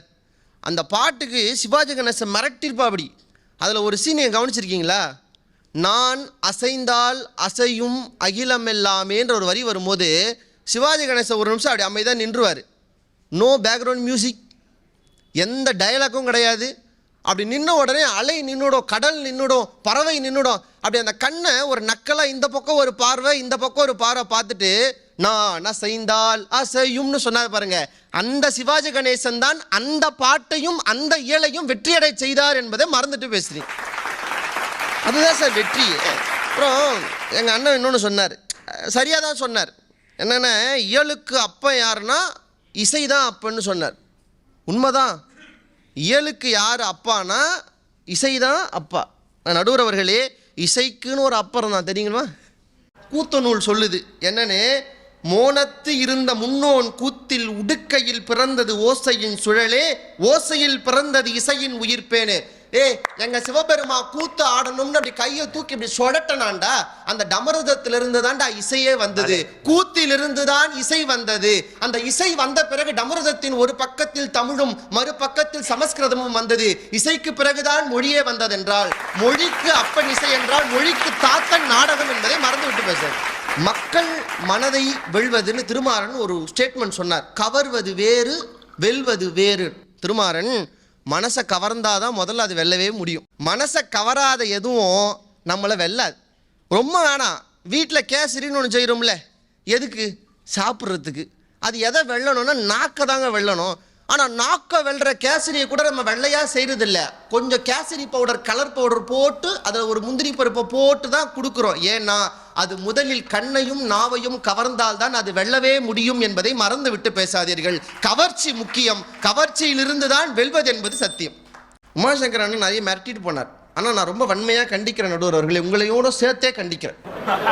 உங்களையோட சேர்த்து உங்களுக்கெல்லாம் சந்தோஷமா இருக்குமே, ஒரு வக்கீல் நீதிபதி எப்படி கண்டிக்கிறதை இந்தியாவில் பார்த்துருக்கவே மாட்டீங்களே சார். முத்தமிழ பேச வந்திருக்கோம், எதுக்கு நக்கீரனே சிவபெருமானுக்கு பயப்படாதப்ப நாங்க எதுக்கு சார் பயப்படணும்? அவரு ஒரு மென்டல் பிளாக்மெயில் பண்ணிட்டு போனார் சார். கம்பராமாயண பாட்டு சொல்லிட்டு யாருமே கைத்தட்டல பாத்தீங்களா? இப்ப அடுத்த ஒரு பாட்டு சொன்னா நீங்க கைத்தட்டி ஆகணும், ஒரு வழி கிடையாது. Mental blackmail. நான் சொல்றேன், கம்பராமாயணத்தை இயலா சொன்னதால மக்களுக்கு ராமாயணம் தெரியல, கம்பராமாயணத்தை இசையா சொன்னதால மக்களுக்கு ராமாயணம் தெரியல. ராமனோ லக்ஷ்மணனோ சீதையும் ஸ்திரீ பாட் ராஜபாட்னு வேடம் போட்டு கிராமம் கிராமமா செய்த தெருக்கூத்துகளால் தான் ராமாயணத்தை மக்கள் தெரிந்து கொண்டார்கள் என்பதை மறைச்சிட்டு பேசணும். அடுத்தோடு சொன்னார் பாருங்க, கோடி மலைகளிலே கொடுக்கும் மலை எந்த மலை. பாவம், மத்தியானம் சாப்பிட்டது காலைல சாப்பிட்டது எல்லாம் ஜீரணமாகிற அளவுக்கு கத்தி சொல்லி கைத்தட்டு வாங்கினார். நாடகம் அப்படி இல்லை. கந்தன் கருணையில் சிவகுமார் அப்படி இந்த பக்கம் KR விஜயா, இந்த பக்கம் நம்ம ஜெயலலிதா அம்மா வள்ளி தேவியானா நிற்க, அப்படி முருகர் வேஷம் போட்டு நிற்கும் போது அப்படி ஸ்க்ரீனை ஓப்பன் பண்ணாங்களாம் சார். அது ஸ்க்ரீனு, அது நடிகர்னே தெரியாமல் வந்த கூட்டம் கற்பூரம் ஏற்றி முருகனுக்கு அரோகரான்னு சொன்னாங்களே, அதுதான் நாடகத்தினுடைய பெருமை. நாடகத்துக்கு ஒரு பவர் இருக்கு சார். சங்கரதாஸ் சுவாமிகள்னு ஒருத்தர், அவரை மாதிரி நாடகம் போகிற யாரும் இருக்க முடியாது சார். கருப்பா இருப்பார். அதனால அவர் போடுற வேஷம்லாம் பார்த்தீங்கன்னா துச்சாதனன், துரியோதனன், சனீஸ்வரன், ராவணன், பிரகலாதன் இப்படிதான் வேஷம் போடுவார். ஒரு முறை சங்கரதாஸ் சுவாமிகள் என்ன பண்ணாரு, இரண்யன் வேடம் போட்டுட்டு நாடகம் நடிக்கும் போது தொடையில பிரகலாதன் ஒரு குட்டி குழந்தைய வச்சுட்டு இருந்தார். நாடகம் நடிக்கிற அந்த ஒரு வேகத்துல ஹரியின் நாமம் சொல்லாத என் நாமம் சொல்லுன்னு சொன்னப்போ அந்த குழந்தை இல்லை நமோ நாராயணன்னு உடனே நாடகங்கிறத மறந்து தான் ஒரு இரண்யன்னே நினைச்சு தொடையில இருந்த பிரகலாதன்கிற குழந்தைய தூக்கி வீசினாருங்க. வீசின உடனே அப்படி அங்கிருந்து ஒரு 2 பொண்ணுங்க எழுந்து மயக்கம் போட்டு விழுந்துட்டாங்களாம். பார்வையாளர்களை கூட உணர்ச்சி வசப்பட்டு கீழே விழ வைக்கக்கூடிய சக்தி இசைக்கோ இயலுக்கோ இல்லை, நாடகத்திற்குத்தான் இருக்கிறது என்பதுதான் இதனுடைய பெருமைங்கிறத மறந்துடாதீங்க சார். எவ்வளவு பெருமைகள் நாடகத்திற்குன்னு யோசிச்சு பாருங்க. 1 மணி நேரமாக போட்ட அரிதாரத்தை, உடையை அந்த வியர்வைக்குள்ளே, அந்த வேகுகிற உடம்புக்குள்ளே போட்டுக்கொண்டு ஒரு இரவு முழுக்க அந்த அரிதாரத்தோடும் அந்த உடையோடும் ஆடுகின்ற அந்த நாடக கலை இருக்கிறதே, அந்த கலை அழிகிறது என்று சொன்னால் தமிழன் தன் வரலாற்றையே அழித்து கொண்டிருக்கிறான் என்பதுதான் சத்தியம்னா அதுதான் சார் அந்த கலையுடைய பெருமை. அதுதான் அந்த கலையினுடைய பெருமை. யோசிச்சு பாருங்க, அந்த காலத்திலாம் ஊர்ல மழை வரலன்னா அர்ஜுனன் தபசு வைப்பாங்க. அர்ஜுனன் தபசு ஏறி மேலே நின்று பாடி இறங்கினான்னா அந்த ஊர்ல மழை பெய்யும் சார். அந்த ஊர்ல மழை பெஞ்சுது, ஒருத்தங்க இறந்து போனா கூட அந்த வீட்டில் காரியத்துக்கு முடிஞ்ச மறுநாள்ல மோட்சம்னு வைப்பாங்க. கர்ண மோட்சமோ இல்லை பீஷ்மர் மோட்சமோன்னு வச்சு இறந்தவர்களுக்கு கூட ஒரு நன்றி கடன் செலுத்த வேண்டும் என்றால் இலக்கியங்களிலும் ராமாயணங்களிலும் இறந்தவர்களை வைத்து நாடகம் போட்டு ஒன்றும் வேணாம். நாடகத்தோட வெற்றி எது தெரியுமா? இப்போ திருமாறனை நீங்கள் பேசின பேச்சை திரும்ப நாளைக்கு பேசுவார்னு கேட்டால் யாரும் வரமாட்டோம். ஏன்? எப்படி இன்னைக்கு பேசுனா நாளைக்கு பேச போறார், தேவையில்லாம. இப்போ இவங்க பேசின பாடின பாட்டை நாளைக்கு பாட போறாருன்னா ஒரே பாட்டை பாடினுக்கிறாரு, யார் போய் கேட்கறதும்பாங்க. ஆனால் ஒரு ஊரில் ஒவ்வொரு வருடமும் திரௌபதி அம்மன் திருவிழா என்றால், திரௌபதி துயில் உரிக்கப்படுகிறது என்றால் ஒவ்வொரு வருடமும் அந்த துயிலத்தானே உரிக்க போறாங்கன்னு இல்லாம பாய சுருட்டி வந்து உட்கார்ந்து ஒவ்வொரு ஆண்டும் முதல் முறை பார்ப்பது போலவே அந்த நாடகத்தை பார்ப்பார்கள்னா அதுதான் சார் நாடகத்தோட வெற்றி. நீங்க நம்ப மாட்டீங்க, எங்க ஊர்ல மகாபாரதம் தொடர் சொற்பொழிவோட இரவு கூத்து நடக்கும் சார். அதுல இந்த திரௌபதி துயில் உரிக்கிறது சாதாரண விஷயம் கிடையாது. பெண்கள் நடிக்க மாட்டாங்க, ஆண்கள் பெண்களாக மாறி ஸ்திரீ வேடம் அணிந்து கொண்டு அந்த நாடகத்தை நடிப்பாங்க. அப்ப துச்சாதனா வந்தவனுக்கு சாமி வந்துடும். அவன் அந்த புடவையை பிடிச்சி இழுக்கிற போது நீங்க அப்படி சுத்தி பாருங்களேன், புடவையை பிடிச்சி இழுக்கிற போது சுத்தி இருக்கிற பெண்கள்ல 10 பேராவது முடிய விரிச்சு சாமி ஆடுவாங்கல்ல, அதுதான் சார் உணர்ச்சி, அதுதான் வெற்றி, அதுதான் நாடகம் என்று சொல்லி நல்லதொரு வாய்ப்பை நல்கிய இந்த அவைக்கு நன்றி கூறி விடைபெறுகிறேன். நன்றி, வணக்கம். இந்த 6 பேரும் இருக்காங்கல்ல, என்னையை பொறுத்த வரைக்கும் தமிழ்நாட்டில் நாங்களே நினச்சாலும் நீங்கள் பார்த்தீங்கன்னா ரொம்ப ஜாலியாக கேஷுவலாக யாரும் எழுதி வச்சுக்கல, இந்த ஜோக்கு அந்த ஜோக்கு, யாரும் இங்கே தான் வந்து பார்த்துக்கிட்டோம். ஒவ்வொருத்தரும் ஒவ்வொரு இடத்துலேருந்து வந்தோம், குளித்தோம், ரெடியானோம், வந்தோம். நான் சத்தியம் சொல்கிறேன், ஒரு நிகழ்வு எப்படி அமைய வேண்டும் என்பதற்கு அறத்தோடும் தரத்தோடும் பேசிய இவர்களுக்குத்தான் முதலில் அரங்கு நிறைந்த பாராட்டு. பத்தாது. இப்போ இந்த படப்பதிவில் உட்காந்துருக்க அந்த முதல் இவர் ஐயா கேட்குறாரு, அது சரி அவங்கெல்லாம் சுற்றி முடிச்சிட்டாங்க, நீ இன்னும் எவ்வளோ சுற்றுவ. எனவே இந்த கலைஞர்களை நான் நெஞ்சார வாழ்த்துவதற்கும் வணங்குவதற்கும் கடமைப்பட்டிருக்கிற சங்கரா தொலைக்காட்சியை பொறுத்த வரைக்கும் டிஆர்பி ரேட்டிங்கை கவலைப்படாமல் மக்கள் ரேட்டிங்காக மகத்தான தலைப்பை தந்து சிந்திக்க வைத்தமைக்காக தைத்திருநாளில் ஒரு நல்ல பாராட்டு அத்தனை பேருக்கும் நான் நேரத்தினுடைய அருமை கருதி நேரடியாக தீர்ப்புரைக்குள் போகின்றேன். இயல் பேசியவர்களுடைய பேச்சு அம்மாவை பற்றி எப்படி சொல்லியிருக்கு, அப்பாவை பற்றி எப்படி சொல்லியிருக்கு, உறவுகளை சொல்லியிருக்கு, பேச்சு அப்படி இருந்தது, பேச்சு தான் முன்னாடி தோன்றியது, எல்லாம் இப்படி இந்த மனதை அற்புதமாக சொன்னாங்க. தொடுறது வேற, நிரப்புவது வேற, வெல்வது வேற. அது வென்று நின்று ஐயோ இந்த தப்பை நம்ம செஞ்சுட்டோமேன்னு ஏங்க வைக்கணும், இறங்க வைக்கணும், உணர வைக்கணும். நல்ல வார்த்தை, உணர வைக்கணும். எல்லாரும் இன்ஜினியர் ஆகலாம், டாக்டர் ஆகலாம், வக்கீல் ஆகலாம், வாதியார் ஆகலாம். கலை மட்டும் கடவுள் போடுற பிச்சைன்னு நான் நம்புகிறேன். எம்எஸ்எம்மா பெரியவங்களை பார்த்து ஆசீர்வாதம் வாங்கிட்டு விபூதி டப்பா வாங்கிட்டு போயிட்டா. குளிர் கைகாலெலாம் நடுங்கி போச்சு, ஃப்ரீசர் பாக்ஸ் மாதிரி ஆகிப்போச்சு. முதல் நாள் டின்னரில் கூட நல்லா பாடிட்டா, குரல் கட்டி போச்சு. சதாசிவன் சார்கிட்ட சொல்லலை, தன்னுடைய உதவியாளர்கிட்ட சொல்ல, எல்லாம் பண்ணலை. ஐநா சபை நிறைஞ்சிருக்கு. நான் சொல்கிறது பொய்யா உண்மையான்னு இணையதளத்தில் யூடியூப்பில் போய் இப்போயும் தட்டி பாருங்கள். க்ரீன் ரூமுக்கு உள்ளே போயிருக்காங்க. பெரியவங்களை நினச்சி அந்த சின்ன படம் எங்கே கொண்டு போனாலும் ட்ராவல் பண்ணி போவாங்க. நான் கடைசி காலத்தில் அம்மாவே போய் ஒரு நேர்காணல் பண்ணியிருக்கேன். நெத்தியில் விபூதியை இட்டுட்டு அதை 2 வாயில் போட்டுட்டு அவங்க பாடின அந்த மைத்திரியம் பஜதிக்கு பாடி முடித்தோன்னே அரங்கம் எழுந்திருந்து கைத்தட்டி இருக்கிறது. கேபி சுந்தராம்பாளுடைய ஒத்த பாட்டு பத்தாதா? அப்படியே நிரம்பி வழியும். தம்பி சொன்ன வார்த்தை நிரம்புதல், அது அப்படி உள்ளத்தை ஏதோ ரசிக்க செஞ்சுருக்கு. நான் ஒன்று சொல்லட்டுமா, எம்ஜிஆர் அமெரிக்காவில் படுத்திருந்த போது தெருவுக்கு தெரு எல்லாரும் சாமி கும்பிடுவான். என்ன பாட்டு தெரியுமா பாடுவான்? இறைவா உன் மாளிகையில் எத்தனையோ மணி விளக்கு. நான் வாலி சார்ட்ட கடைசி காலத்தில் கொண்டு போய் என் தலைவனையே உயிர்ப்பிச்சது உங்கள் பாட்டுன்னு நான் நமஸ்காரம் பண்ணியிருக்கேன். ஒரு படைப்புக்கு எப்போது தெரியுமா வெற்றி? ஒருத்தன் தொழில் செய்கிறவன் கூட தான் தொழிலை மறந்து அதில் லயிக்கணும். இசைனா சும்மாவா சார்? அது இந்த இந்த இந்த மனித சமூகத்தை ஏதோ ஒரு இடத்துக்கு கொண்டு போயிருக்கு. நாடகம் எனக்கு பெரிய, எங்கள் சாரு ஒரு தடவை எனக்கு போட்டு கொடுத்தார் ஒரு வேஷம். அதுக்கப்புறம் வேண்டான்ட்டு நான் விட்டுட்டேன். நல்ல சாருக்கு மறந்துருப்பார். எங்கள் கிளாஸில் பாஞ்சாலி சபதம் ட்ராமா, நான் தான் பாஞ்சாலி. ரவி மாதிரி ஒரு துச்சாதனன்,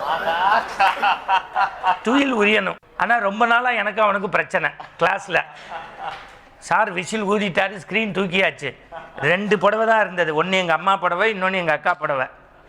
பார்த்து உருவிடான்னு. சரி மாப்பிள்ளன்னா ஸ்க்ரீனை தூக்கி விசில் ஊதினா, ஒன்றை உருவினா, அடுத்து நான் கண்ணா கண்ணா வளர்ந்தன பொற்சாலை கண்ணா, அடுத்து அவுத்துட்டா நான் ட்ரௌசரோடு நிற்கிறேன். எல்லாரும் இப்படி தான் கை தட்டினீங்க. டக்குன்னு எங்கள் வாத்தியார் முக்காடு அப்படின்ட்டு போனார். கண்ணா உன் கருணையே கருணை, சேலை கொடுத்து காப்பாற்ற வேண்டிய என்னை டிராயர் கொடுத்து ஆணாகவே மாற்றி விட்டாயடா கண்ணா. அந்த நாடகத்தில் ப்ரெசன்ஸ் ஆஃப் மைண்ட் வேணும், டைமிங் சென்ஸ் வேணும், அந்த அந்த அந்த அந்த சூழலுக்கு தகுந்த மாதிரி பேசக்கூடிய உத்தி வேணும். அப்படி ஒருத்தர் உண்டுன்னு சிவாஜி கணேசன் எழுதுறாரு. 1000 படங்கள்ல தனி ஒருத்தியா நடந்து நாங்க இத்தனை ஆண்கள் செய்ததை ஒருத்தியா செஞ்சா அவ பேர் தாண்டா மனோரமான்னு எழுதுறார். இந்த தம்பி சொல்கிறாரு, கமல்ஹாசன் சொல்வாராம், அவர் வந்தால் எல்லாரும் ஆட்சியும்பாங்களாம், அந்த வாடா நடிப்பு ராசச்சி அப்படிம்பாங்க. கமலுடைய நடிப்பை நம்ம பாராட்டணும். மகாநதி குணம், அந்த ஆளே ஒருத்தரை பார்த்து மிரள்றாரு அப்படின்னு சொன்னால் அந்த ஆள்னா உரிமையின் காரணமாக சொல்கிறாங்க, நடிப்புக்கு கொடுக்கக்கூடிய மரியாதை. பாரதி அவன் இவன் சொன்னாதான் உண்மையாக இருக்கும். சில பேர் பட்டிமன்றத்திலே சார் பேசினார், மேடம் பேசினாங்க, என்னடா சாரு மேடம் ஏன் போலி, எல்லாரும் நம்ம எல்லாம் சக கலைஞர்கள். என்னுடைய ஆசை என்ன 10 வருஷத்துல திருமாவளவன் நடுவராக வரணும், சரவணன் நடுவராக வரணும், அதுக்கு அடுத்து வரக்கூடிய பிள்ளைங்க இங்க பேசணும். அதுதான் வளர்ச்சி. கலையை அடுத்த தலைமுறைக்கு கொண்டு போய் சேர்க்கணும். எனக்கு தெரிஞ்சது நாடகத்துக்காகவே ஒரு படம் எடுக்கப்பட்டது, அதுக்கு பேர் ராஜபாட் ரங்கத்துறைன்னு பேர். அந்த படத்துக்கு பேர், அதில் நடிப்புக்காக கைத்தட்டு வாங்கியவர் நடிகர் திலகம் சிவாஜி கணேசன். அப்படி நடந்து வருவார். அடாடாடாடா ஒரு ஒரு ஒரு காட்சி வரும் சார், பகத்சிங் பற்றி அந்த ட்ராமாவில் கொண்டு போவாங்க. கருப்பு துணி இருக்கும், அரை நிஜாரு, அந்த கோடு போட்ட இதோட கூட்டி போவாங்க. அப்படி அப்படி அப்படி வருவார் பாருங்க ஸ்க்ரீனுக்குள்ளே, இன்குலாப் ஜிந்தாபாத், இன்குலாப், வந்தே மாதர் தான் அவன் ஹிந்தியில் சொல்கிறான், இன்குலாப் ஜிந்தாபாத். பிரிட்டிஷ்காரன் உட்காந்துருப்பான், அந்த அந்த அந்த பேச்சில் வரும் பகத்சிங், இன்னும் 2 நிமிடங்களில் உனக்கு தூக்கு கயிறு முத்தமிட காத்திருக்கிறது, உன்னுடைய கடைசி ஆசை என்ன? தயவுசெய்து எனக்கு தூக்கு வேண்டாம். ஏன்? தூக்கென்றால் பயமா? சாக துணிந்த எனக்கு தூக்கென்றால் பயமில்லை, பிறகு ஏன் தூக்கு வேண்டாம் என்கின்றாய்? வெள்ளை ஏகாதிபத்தியவை, வெள்ளை கொக்குகளே, இதெல்லாம் ஒரிஜினல் வெர்ஷனில் உண்டு. சினிமாவில் கொஞ்சம் எடிட் பண்ணி அவர் சொல்லுவார், வெள்ளை ஏகாதிபத்தியமே, வெள்ளை கொக்கே, சாக துணிந்த எனக்கு தூக்கென்றால் பயமில்லை, நீங்கள் எங்கே கருப்பு துணியோடு தூக்கில் போட்டீர்கள் என்று சொன்னால் அது எனக்கு அவமானம். நான் துணியை தூக்கி எறிந்து விட்டேன். நீங்கள் தூக்கில் போடுகின்ற போது என்னுடைய உடலும் உயிரும் 2 அடி மேலே போய்விடும். சாகும் போது கூட ஒரு இந்திய இளைஞனுடைய உயிரும் உடலும் இந்திய திருநாட்டு மண்ணிலேயே இருக்க வேண்டும். என்னை சுட்டு தள்ளுங்கள், இன்குலாப் ஜிந்தாபாத் அப்படிப்பா, கைத்தட்டு பறக்கும். அப்படியே நடிப்புல அதாவது அசைச்சிக்கவே முடியாது சார். சிவாஜின்னு ஒருத்தர் இல்லைன்னா நமக்கு சிவபெருமான் தெரியாம போயிருப்பாரு, கப்பலோட்டிய தமிழன் இல்லாம போயிருப்பாரு. உண்மையிலுமே சார் அந்த சிந்து நதியின் மிசை நிலவினிலே அந்த பாட்டில் அப்படி உட்காந்து நான் எப்போதுமே சொல்வேன், சிவாஜியினுடைய பாரதி மீசை மாதிரி இருக்கணும், மாப்போசி மீசை மாதிரி இளைஞர்கள் தொங்கி போயிருக்கக்கூடாது. என்ன வீரம்! சரி, இப்போ எதையாவது ஒன்று சொல்லியா, உலகத்தினுடைய இயற்கையை எங்கு தொடங்கிறதோ அங்குதான் வந்து முடிவது என்பது மனித சமூகத்தினுடைய இயற்கை. இயலை பொறுத்தவரை, இசையை பொறுத்தவரை, நாடகம் பொறுத்தவரை நம்மை உள்ளத்தை உருக்கச் செய்கிறது. ஆனாலும் கூட நான் நினைத்து பார்க்கிறேன், இதிலிருந்து வெல்வது எது என்று பிரித்து பார்க்க வேண்டும் என்று சொன்னால் நான் எப்படி நினைத்து பார்க்கின்றேன்.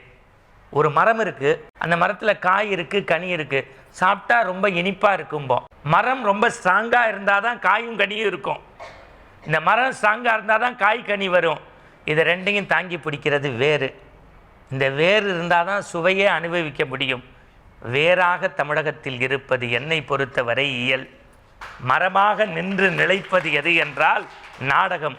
அதை நாம் சுவைத்து மகிழ்வது தான் இசை. நம்முடைய வாழ்க்கை பயணம் ஓடுவதற்கு இயலை பயன்படுத்துவோம், இசையை ரசிப்போம், நாடகத்தை இதயத்தில் தாங்கி தேசபக்தியோடு இருப்போம் என்று சொல்லி மக்கள் மனதை வெல்வது எது என்று கேட்டால் என்னை பொறுத்தவரை இந்திய சமூகம் இயலுக்கும் இசைக்கும் நாடகத்தையும் பிரித்து பார்க்கவில்லை. ஒரு தாய்க்கு ஒரு நாட்டில் ஒரு குழந்தை, 2 குழந்தை. இந்தியா எப்பொழுதுமே மக்கள் தொகையில் முன்னணியில் இருப்பதால் என் தமிழன்னை பெற்றெடுத்த 3 குழந்தைகள் இயலும் இசையும் நாடகமும் என்பதால் அன்னைக்கு எல்லா குழந்தைகளும் சமம். சமத்துவ பொங்கல் கொண்டாடுவோம். நன்றி, வணக்கம்.